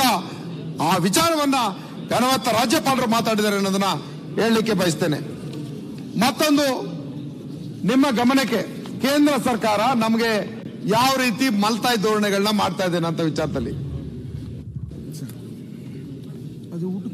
ಅದರ ಜೊತೆಗೆ ನಮ್ಮ ಹಿಂದೆ ನಮ್ಮ ಸುರೇಶ್ ಕುಮಾರ್ ಅವರ ಸರ್ಕಾರ ಅಂದ್ರೆ ಬೊಮ್ಮಾಯಿ ಅವರ ಸರ್ಕಾರದಲ್ಲಿ ಏನೇನು ನೀವು ಖರ್ಚು ಮಾಡಿದ್ರಿ, ಬಜೆಟ್ ಎಷ್ಟಿತ್ತು, ಈಗ ನಮ್ಮ ಬಜೆಟ್ ಎಷ್ಟಿದೆ, ನಾವೇನು ಖರ್ಚು ಮಾಡಿದೀವಿ. 2013-14ರಿಂದ 17-18ರವರೆಗೆ 5 ಬಜೆಟ್ಗಳ ಗಾತ್ರದ ಒಟ್ಟು ಮೊತ್ತ 7,37,718.15 ಕೋಟಿ. ನಮ್ಮ 5 ವರ್ಷಗಳ ಅವಧಿಗೆ ಹೋಲಿಸಿದರೆ ಯಡಿಯೂರಪ್ಪ ಮತ್ತು ಬಸವರಾಜ ಬೊಮ್ಮಾಯಿಯವರ ಸರ್ಕಾರದ ಅವಧಿಯಲ್ಲಿ 2,80,526.3 ಕೋಟಿ ರೂಗಳು ಹೆಚ್ಚಿನ ಬಜೆಟ್ ಮಂಡಿಸಲಾಗಿದೆ. ಹಾಗಿದ್ದರೆ ಇಷ್ಟು ದೊಡ್ಡ ಮೊತ್ತದ ಬಜೆಟ್ ಮಂಡಿಸಿದ್ರೂ ಕೂಡ ನಮಗಿಂತ ಹೆಚ್ಚಿನ ಮನೆಗಳನ್ನ ಕೊಡಲಾಗಲಿಲ್ಲ. ಉತ್ತರ ಕರ್ನಾಟಕದ ಜಿಲ್ಲೆಗಳಿಗೂ ಯಾವುದೇ ಪ್ರಯೋಜನ ಆಗಲಿಲ್ಲ. ನೀವು ಬಜೆಟ್ ಗಾತ್ರ ಜಾಸ್ತಿ ಮಾಡೋದಲ್ಲ, ಅಭಿವೃದ್ಧಿ ಮಾಡಿದೀವಿ ಅಂತಿರಲ್ಲ, 5 ವರ್ಷದಲ್ಲಿ ಒಂದು ಮನೆ ಕೊಟ್ರ ಜನತೆಗೆ ನೀವು ಉತ್ತರ ಕೊಡಬೇಕಾಗಿದೆ. ಅದಕ್ಕೆ ನಿಮ್ಮನ್ನು ಅಲ್ಲಿ ಕೂರಿಸಿದ್ದಾರೆ, ನಮ್ಮಲ್ಲಿ ಇಲ್ಲಿ ಕೂರಿಸಿದ್ದಾರೆ. ಇದ್ರ ಜೊತೆಗೆ ನಮ್ಮ ಸಿ ಪಾಟೀಲ್ ಎಲ್ಲ ಪಲಾಯನವಾದ ಮಾಡಿದ್ರು. ಅಲ್ಲ ನೀವು ಗ್ರಾಮೀಣದಾಗ ತಿರುಗಾಡ್ರಿ, ಮನಿ ಬಿಜೆಪಿ ಸರ್ಕಾರದಾಗ ಎಟ್ಟೆಟ್ಟು ಮನಿ ಕೊಟ್ರಿ, ಸ್ಲಮ್ದಾಗ ಎಟ್ಟು ಕೊಟ್ಟರು, ನಿಮ್ಮದೇ ಹಕ್ಕಿಕತ್ತಿತ್ತು ಅದ್ರ ಹೇಳ್ರಿ. ಅದಕ್ಕೆ ನಾವು ಹೇಳುದು, ನೀವು ಹೇಳುದೆಲ್ಲ ಸುಳ್ಳು. ಹೇಳುದು ನಿಮ್ದೆಲ್ಲ ಸೌದಿ ಅವರೇ ಮುಗಿಸ್ಲಿ ನೋಡಿ. 18ರವರೆಗೆ ಸಿದ್ದರಾಮಯ್ಯನವರ ನೇತೃತ್ವದ ಸರ್ಕಾರ ಕೊಟ್ಟಿದ್ದಂತ 15 ಲಕ್ಷ ಮನೆ ಸುಳ್ಳ ಹೇಳಿ. ನೀವು ಎಷ್ಟು ಕೊಟ್ಟರೆ ಹೇಳಿ, ದಾಖಲೆ ತನ್ನಿ, ದಾಖಲೆ ಕೊಡಿ. ನೀವು 5 ವರ್ಷದಲ್ಲಿ ಏನ್ ಮಾಡಿದ್ರಿ ಅಂತ ಮನೆ ಕೊಡಲಿಲ್ಲ ವಾದ ಮಾಡ್ತಿರಲ್ಲ. ಕಂಟಿನ್ಯೂ ಮಾಡಬೇಕಾಗಿರೋದು ನಾವು ಸುಳ್ಳು ಹೇಳ್ತಾ ಇರೋರು. 5 ವರ್ಷ ಸುಳ್ಳು ವರ್ಷಕ್ಕೆ ನೀವು ಕೊಟ್ಟಿರೋದು 20 ಮನೆ ಮಾತ್ರ ಕೊಟ್ಟಿದ್ದೀರಿ. 5 ವರ್ಷದಲ್ಲಿ 20 ಮನೆ ಕೊಟ್ಟಿದ್ದೀರಿ. ದಾಖಲೆ ತೆಗಿಸ್ತೇನೆ ನಾನು. ನೀವು ಚಾಲೆಂಜ್ ಮಾಡಿದ್ರೆ ಹೇಳಿ, ದಾಖಲೆ ತೆಗಿಸ್ತೇನೆ ಈಗ. ಮತ್ತೆ ಸುಮ್ಮನೆ ಮಾತಾಡ್ತಾರೆ. ಈಗ ಆಯ್ತು, ಸಿದ್ದು ಸಹೋದರರೇ, ಗೋಪಾಲ್ ಕೃಷ್ಣ ಸಿದ್ದು ಸಹೋದರ, ನಿಮ್ಮ ಚಾಲೆಂಜ್ ಎಲ್ಲ ಆಯ್ತು. ನಮ್ಮ ಕೇಸರಿ ಮನೆಯಲ್ಲಿ ಕೂತ್ಕೊಂಡು ಮಾತಾಡುವ. ಈಗ ಮಾತು ಮುಗಿಸಬೇಕು. ಸಹೋದರ ನರಸ್ವಾಮಿ ಅವರೇ, ನೀವು ಸಹೋದರ ಒಂದೇ ಒಂದು ನಿಮಗೆ ನಾನು ಒಂದು ಸವಾಲನ್ನ ಸ್ವೀಕರಿಸ್ತೇನೆ. ಒಂದು ಸುಳ್ಳಿದ್ರೆ ದಾಖಲೆ ಸಮೇತ ಹೇಳಿ, ಯುವ ನಿಧಿಗೆ ನಾನು ಯುವ ನಿಧಿಗೆ ಎಷ್ಟು ಕೊಡ್ತಾ ಅಂದ್ರೆ ಎಲ್ಲ ಡಿಗ್ರಿ ಹೋಲ್ಡರ್ಸ್ಗೆ ನೀವು 3,015 ಕೊಡ್ತಾ ಅಂತ ಹೇಳಿದ್ರಿ. ಈಗ 6 ತಿಂಗಳು ಪಾಸ್ ಆಗೋರು ಕೊಡ್ತೀರಿ. ಅವ್ರೇನ್ ಮಾಡ್ಬೇಕು? ಅವ್ರ ನಿರುದ್ಯೋಗಿಗಳ ನಾವು ಈ ವರ್ಷದಿಂದ ಪ್ರಾರಂಭ ಮಾಡಿರ್ತಕ್ಕಂಥದ್ದು. ಹಾಗಾದ್ರೆ ನಿಮಗೂ ನಮಗೂ ಕೊಡಕ್ಕಾಗುತ್ತಾ ನಿರುದ್ಯೋಗ ಅಂತ? ಈಗಿನಿಂದ ಬರಲಿಲ್ಲ ಅಂದ್ರೆ ನೀವು ನಿರುದ್ಯೋಗ ಆಗಿದ್ರಿ, ನಾನು ನಿರುದ್ಯೋಗ ಎಲ್ಲ ಸೌದಿಯವರಿಗೆ ಸ್ಕೀಮ್ ಬಗ್ಗೆ ಮಾಹಿತಿ ಇಲ್ಲ. ಆ ಮಾಹಿತಿ ಹೇಳು. ಎಲ್ಲ ಘೋಷಣೆ ಮಾಡಿದ್ವಿ, ಹೆಂಗ್ ಘೋಷಣೆ ಮಾಡಿದ್ವಿ, ಯಾವ ವರ್ಷದಿಂದ ಕೊಡ್ತೀವಿ ಅಂತ ಮಾಹಿತಿ ಹೇಳು ಸೌದಿಯವರಿಗೆ. ಪಾಪ ಅದು ಹೇಳಿದ್ಮೇಲೆ ಹೇಳಿದ್ರೆ ಅವ್ರಿಗೆ ಕ್ಲಾರಿಫಿಕೇಶನ್ ಆಗುತ್ತಾ? ಜೊತೆಗೆ 200 ಯೂನಿಟ್ ಕೊಡ್ತಾ ಇದೀರಿ. ಈಗ ಕೊಡೋದು ಎಷ್ಟಾದ್ರೆ ನಿಮ್ದು? ಆಯ್ತು, ಈಗ ಎಷ್ಟು ಕೊಡ್ತಾ ಇದೀರಿ? 50 ಕೊಡ್ತಾ ಇದೀರಿ. ಹೆಚ್ಚು ಮಾಡಿ. ಬಿಲ್ ಬರುವ ಈಗ ಮಾಡಿ 5 ನಿಮಿಷ. ನೀವಷ್ಟ ಅಸಮಾಧಾನ ಇದ್ದೀರಿ. ಜನರ ಅಸಮಾಧಾನ ಇಲ್ಲ. ಜನರು ಬಹಳ ಖುಷಿ ಅದಾರ. ಸ್ವಲ್ಪ ಒಂದ್ಸತಿ ಹೋಗಿ ಕೇಳ್ರಿ, ನಿಮ್ಮ ಕ್ಷೇತ್ರದಾಗ ಹೋಗಿ ಕೇಳಿ. ಆ 5 ಗ್ಯಾರಂಟಿ ಬಗ್ಗೆ ನಿಮ್ಮ ಕ್ಷೇತ್ರದಾಗ ಹೋಗಿ ಜನರ ಹತ್ರ ಮಾತಾಡಿ. ನೀವು ಹೋಗಿಲ್ಲ ಕಾಣಿಸುತ್ತೆ. ನಿಮ್ಗೆ ಮಾತ್ರ ಸಹೋದರ ನಿಮ್ದೇ ವಿಚಾರ ಹೇಳಬೇಕು ಅಂತಿದ್ದೆ, ಅಷ್ಟೊತ್ತಿಗೆ ನೀವು ಮಾತಾಡ್ಬಿಟ್ರಿ. ನಾನು ಸ್ವಾಮಿ, ಉತ್ತರ ಕರ್ನಾಟಕ ಜಿಲ್ಲೆಗಳಿಗೆ ಲೋಕೋಪಯೋಗಿ ಇಲಾಖೆ ವತಿಯಿಂದ 2013-14, 2017-18ರವರೆಗೆ 23,718 ರಂಗನಾಥ್ ಕೂತ್ಕೊಳ್ಳಿ. 799 ಕಿಲೋಮೀಟರ್ ನಮ್ಮ ಆ ಅವಧಿನಲ್ಲಿ ರಸ್ತೆ ನಿರ್ಮಾಣ ಆಗಿದ್ದು. ರಂಗನಾಥ್ ನೀವು 18-19ರಿಂದ 22-23ವರೆಗೆ 17,458. ನಿಮ್ ಬಜೆಟ್ ಖಾತರನೂ ಜಾಸ್ತಿ ಆಗ್ತದೆ. ಆದ್ರೆ ನೀವು ಇಲ್ಲಿ ಬಂದ್ಬಿಟ್ಟಿದ್ದೇನೆ ಟೀಕೆ ಮಾಡೋಕೆ ಮಾತ್ರ ಇದು ಮಾಡ್ತೀರಿ. ರಸ್ತೆನೂ ನಿಮಗೆ ಕೊಡಲ್ಲ ಸ್ವಾಮಿ ನಿಮ್ಮ ಪಕ್ಷದವರು. ಇನ್ನು ಮುಂದುವರೆದ ಭಾಗದಲ್ಲಿ ಕೇಳಿ, ನೀರಾವರಿ ಇಲಾಖೆಗೆ ಉತ್ತರ ಕರ್ನಾಟಕ ಜಿಲ್ಲೆಯಲ್ಲಿ ನೀರಾವರಿ ಇಲಾಖೆಯಿಂದ ಕೈಗೊಂಡ ಕಾಮಗಾರಿಗಳ ವಿವರ 13-14ರಿಂದ 17-18ರವರೆಗೆ 5,03,576 ಎಕರೆ ಪ್ರದೇಶಕ್ಕೆ ನೀರಾವರಿಯನ್ನ ಒದಗಿಸಿದ್ದು. ನೀವು 18-19ರಿಂದ 22-23ವರೆಗೆ 2,77,054 ಎಕರೆ. ಬಜೆಟ್ ಜಾಸ್ತಿ ಆಯ್ತು ಸ್ವಾಮಿ, ನಿಮ್ ಬಜೆಟ್ ಜಾಸ್ತಿ ಆಯ್ತು. ಬಹಳ ಅಭಿವೃದ್ಧಿ ಮಾಡಿದ್ರಿ, ಇದು ದಾಖಲೆ. ಇದು ಸುಳ್ಳಾದ್ರೆ ಬನ್ನಿ ಇಬ್ರು ಕುತ್ಕೊಂಡು ಚರ್ಚೆ ಮಾಡೋಣ. ಗ್ರಾಮೀಣಾಭಿವೃದ್ಧಿ ಮತ್ತು ಪಂಚಾಯತ್ ರಾಜ್ ಇಲಾಖೆ ಉತ್ತರ ಕರ್ನಾಟಕದ ಭಾಗಗಳಲ್ಲಿ ಆ ಜಿಲ್ಲೆಗಳಿಗೆ 2013-14ರಿಂದ 2017-18ರವರೆಗೆ 6,651 ಕಿಲೋಮೀಟರ್. ಈಗ 18-19ರಿಂದ 22-23ವರೆಗೆ 3,938 ಕಿಲೋಮೀಟರ್. ಇದು ನಿಮಗೆ ಸಿಕ್ಕಿದ ಲಾಭ ಸ್ವಾಮಿ. ನೀವು ನಮ್ಮನ್ನು ಟೀಕೆ ಮಾಡಬೇಕು, ಮಾಡಿ ಟೀಕೆ ಮಾಡಿ, ಒಳ್ಳೇದು. ನಿಮಗೆ ಇವತ್ತಿನ ಸಂಯುಕ್ತ ಕರ್ನಾಟಕ ಪತ್ರಿಕೆಯನ್ನು ಓದಿದ್ರೆ ಸತ್ಯದ ಅರಿವಾಗ್ತಿತ್ತು. ಆ ಸಂಪಾದಕೀಯ ಎಷ್ಟು ಅಚ್ಚುಕಟ್ಟಾಗಿದೆ ಅನ್ನೋದನ್ನ ನಾನು ಒಮ್ಮೆ ಓದಲೇಬೇಕಾಗಿದೆ. ನಿಮ್ಮ ಅನುಮತಿಯನ್ನು ಕೋರ್ತೇನೆ. ಬೇಗ ಸರ್ಕಾರವೊಂದರ ವೈಚಾರಿಕ ಜಾಡನ್ನು ಗುರುತಿಸಬೇಕಾದ್ರೆ ಜಂಟಿ ಅಧಿವೇಶನದಲ್ಲಿ ರಾಜ್ಯಪಾಲರ ಭಾಷಣವನ್ನು ಕೂಲಂಕಷವಾಗಿ ಪರಾಮರ್ಶಿಸುವುದು ಯೋಗ್ಯವಾದ ಮತ್ತು ವಿಶ್ವಾಸಾರ್ಹವಾದ ಮಾರ್ಗ. ಏಕೆಂದರೆ ಸರ್ಕಾರದ ಭವಿಷ್ಯದ ಕನಸುಗಳನ್ನು ಬಹಿರಂಗ ಸಭೆಗಳಲ್ಲಾಗಲಿ ಇಲ್ಲವೇ ಪತ್ರಿಕಾಗೋಷ್ಠಿಗಳಲ್ಲಾಗಲಿ ನಿಖರವಾಗಿ ವಿವರಿಸುವುದು ಆಗದ ಕೆಲಸ. ಬಹಿರಂಗ ಸಭೆಗಳಲ್ಲಿ ಜನಪ್ರಿಯ ಸಂಗತಿಗಳನ್ನಷ್ಟೇ ಜನರಿಗೆ ಮುಟ್ಟಿಸಬಹುದು. ಪತ್ರಿಕಾಗೋಷ್ಠಿಗಳಲ್ಲಿ ಮುಖ್ಯವಾದ ಸಂಗತಿಗಳ ಪ್ರಕಟಣೆಗೆ ಅವಕಾಶವಿದ್ದರೂ ಸಂವಾದದ ನಡುವೆ ಅದು ಜಾಡು ಬಿಡುವ ಅಪಾಯಗಳು ಹೆಚ್ಚು. ಆದರೆ ರಾಜ್ಯಪಾಲರ ಭಾಷಣ ಹಾಗಲ್ಲ. ಸಂಪುಟ ಸಭೆಯಲ್ಲಿ ರಾಜ್ಯಪಾಲರ ಭಾಷಣದ ಸ್ವರೂಪದ ಕರಡನ್ನು ಚರ್ಚಿಸಿ ನಂತರ ರಾಜಭವನಕ್ಕೆ ಮುದ್ರಿತ ಪ್ರತಿಯನ್ನು ಕಳಿಸುವ ಪದ್ಧತಿಯ ಪರಿಣಾಮವಾಗಿ ಏಕಾಗ್ರತೆಯಿಂದ ಮುಂದಿನ ದಾರಿಯನ್ನು ಗುರುತಿಸಲು ಹಿಂದೆ ಕ್ರಮಿಸಿರುವ ದಾರಿಯ ಬೆಳಕನ್ನು ವಿಸ್ತರಿಸಿ ಹೇಳಲು ರಾಜ್ಯಪಾಲರ ಭಾಷಣದಲ್ಲಿ ಮುಕ್ತ ಅವಕಾಶ. ಈ ಹಿನ್ನೆಲೆಯಲ್ಲಿ ಗುರುತಿಸಿಕೊಂಡು ಈ ಬಾರಿ 2024 ಸಾಲಿಗೆ ಸಿದ್ದರಾಮಯ್ಯ ನೇತೃತ್ವದ ಸರ್ಕಾರದ ಅವಧಿಯಲ್ಲಿ ರಾಜ್ಯಪಾಲರು ಜಂಟಿ ಅಧಿವೇಶನದ ಮೂಲಕ ಪ್ರಸ್ತುತಪಡಿಸಿರುವ ಭಾಷಣದಲ್ಲಿ ಖಚಿತ ವೈಚಾರಿಕತೆಗೆ ಇದುವರೆಗೆ ಪಾಲನೆಯಾಗಿರುವ ಆಚಾರವಂತಿಕೆ ಆಧಾರವಾಗಿರುವುದು ಎದ್ದು ಕಾಣುವ ಅಂಶ. ಮೊದಲನೇ ಪ್ಯಾರಾದ ಉಲ್ಲೇಖ. ಮುಂದೆ ಬಹಳ ವಿಶ್ಲೇಷಣಾತ್ಮಕವಾಗಿ ಬರ್ತಿದ್ದಾರೆ. ಇದೊಂದು 5 ನಿಮಿಷದಲ್ಲಿ ಅದನ್ನು ಹೇಳಲೇಬೇಕು, ಯಾಕಂದ್ರೆ ಸದನದ ಎಲ್ಲ ಸಂದೇಶ ಹೋಗಬೇಕಾಗಿದೆ. ಸಾಮಾನ್ಯವಾಗಿ ರಾಜ್ಯಪಾಲರ ಭಾಷಣಗಳು ಇತ್ತೀಚಿನ ವರ್ಷಗಳಲ್ಲಿ ಶುಷ್ಕ ಭಾಷಣಗಳಾಗಿ ರೂಪುಗೊಳ್ಳಲು ಮುಖ್ಯವಾದ ಕಾರಣ ಅನಿಶ್ಚಿತ ರಾಜಕೀಯ ಪರಿಸ್ಥಿತಿ ಇಲ್ಲವೇ ದೂರದೃಷ್ಟಿ ಇಲ್ಲದ ರಾಜಕೀಯ ಮುಖಂಡರ ನೇತೃತ್ವದ ಸರ್ಕಾರಗಳು. ಇದರಿಂದಾಗಿ ರಾಜ್ಯಪಾಲರ ಭಾಷಣಗಳಲ್ಲಿ ಕಳೆದ ವರ್ಷಗಳಲ್ಲಿ ಸರ್ಕಾರಗಳು ಕೈಗೊಂಡಿರುವ ವಿವಿಧ ಅಭಿವೃದ್ಧಿ ಕಾರ್ಯಕ್ರಮಗಳ ಪಠಣಕ್ಕೆ ಮಾತ್ರ ಅವಕಾಶವಿರುವುದು ಎದ್ದು ಕಾಣುತ್ತದೆ. ಇದನ್ನು ಬಿಟ್ಟರೆ ಮುಂದಿನ ನೋಟ ಕೊಡುವ ಸಂಗತಿಗಳು ಕಡಿಮೆ. ಆದರೆ ಅಪವಾದ ಎನ್ನುವ ರೀತಿಯಲ್ಲಿ ಈ ಬಾರಿಯ ರಾಜ್ಯಪಾಲರ ಭಾಷಣ ಖಚಿತ ದೃಷ್ಟಿಕೋನದ ರಾಜಕೀಯ ವೈಚಾರಿಕತೆಯನ್ನು ಸಾದರಪಡಿಸುವ ಜೊತೆಗೆ ಆಡಳಿತದಲ್ಲಿ ನೆಮ್ಮದಿಯ ನಾಳೆಗಳನ್ನು ರೂಪಿಸಲು ಮುಂದಾಗಲು ಇರುವ ಸಕಾರಣಗಳನ್ನು ನಿರ್ದಿಷ್ಟವಾಗಿ ಪ್ರಸ್ತಾಪಿಸಿರುವುದು ನಿಜಕ್ಕೂ ಗಮನಾರ್ಹ. ಕಳೆದ 40 ವರ್ಷಗಳ ಅವಧಿಯಲ್ಲಿ ಇಂಥ ಹೊಸ ಜಾಡನ್ನು ತುಳಿದ ರಾಜ್ಯಪಾಲರ ಭಾಷಣಗಳು ಬೆರಳೆಣಿಕೆಯಷ್ಟು ಮಾತ್ರ. 1983-84 ಅವಧಿಯಲ್ಲಿ ರಾಜ್ಯಪಾಲ ಬ್ಯಾನರ್ಜಿ ಅವರು ಪ್ರಸ್ತುತಪಡಿಸಿದ ಭಾಷಣ ಹೊಸ ರಾಜಕೀಯ ವೈಚಾರಿಕತೆಯ ಜೊತೆಗೆ ಮುಂದಿನ ದಾರಿಯನ್ನು ಸೂಚಿಸುವ ರೀತಿಯಲ್ಲಿ ವಿವರಗಳನ್ನು ನೀಡಿದ್ದು ಒಂದು ಕ್ರಾಂತಿಕಾರಕ ಹೆಜ್ಜೆಯೇ. ಆಗಿನ ರಾಜ್ಯಪಾಲರ ಭಾಷಣದಲ್ಲಿ ಬಲಿಷ್ಠ ಕೇಂದ್ರ ಹಾಗೂ ಸುಭದ್ರ ರಾಜ್ಯಗಳನ್ನು ಬಲವರ್ಧನೆಗೊಳಿಸುವ ಮೂಲಕ ಒಕ್ಕೂಟ ವ್ಯವಸ್ಥೆಗೆ ಹೊಸ ರೂಪರೇಷೆ ತಂದುಕೊಡುವ ಅಗತ್ಯವನ್ನು ಪ್ರಧಾನವಾಗಿ ಪ್ರಸ್ತಾಪಿಸಲಾಗಿತ್ತು. ಈ ಅಂಶ ಈಗಿನ ರಾಷ್ಟ್ರೀಯ ರಾಜಕಾರಣದಲ್ಲಿ ಹೊಸ ಗಾಳಿ ಬೀಸಲು ಗ್ರಾಸವಾಗಿ ಪರಿಣಮಿಸಿತ್ತು. ಸರ್ ಆಯ್ತು, ಈಗ ತಾವರ್ ಚಂದ್ ಗೆಹ್ಲೋಟ್ ಅವರು ಪ್ರಸ್ತುತಪಡಿಸಿರುವ ರಾಜ್ಯಪಾಲರ ಭಾಷಣದಲ್ಲಿ ಕೇಂದ್ರದಿಂದ ರಾಜ್ಯಕ್ಕೆ ಬರುತ್ತಿರುವ ತೆರಿಗೆ ಪಾಲಿನಲ್ಲಿ ನ್ಯಾಯ ದೊರಕುತ್ತಿಲ್ಲ ಎಂಬ ಆಕ್ಷೇಪದ ದನಿ ಅಡಗಿರುವುದು ಕೂಡ ಬಹುತೇಕ ಇದೇ ಅಂಶ ಕೇಂದ್ರ ಹಾಗೂ ರಾಜ್ಯಗಳ ನಡುವಣ ಸಂಬಂಧ ಸುಧಾರಿಸಬೇಕು ಎಂಬ ಸದಾಶಯ ಈ ಭಾಷಣದಲ್ಲಿರುವುದು ಬಹುಶಃ ವ್ಯಾಪಕ ರೀತಿಯಲ್ಲಿ ಚರ್ಚೆಗೆ ಗ್ರಾಸವಾಗುವ ಸಾಧ್ಯತೆ ಹೆಚ್ಚು. ಇದರ ಜೊತೆಗೆ 31 ಪುಟಗಳ ರಾಜ್ಯಪಾಲರ ಭಾಷಣದಲ್ಲಿ ಮುಖ್ಯವಾಗಿರುವುದು ಮಾರ್ಗಸೂಚಿ ಅಂಶಗಳಷ್ಟೇ.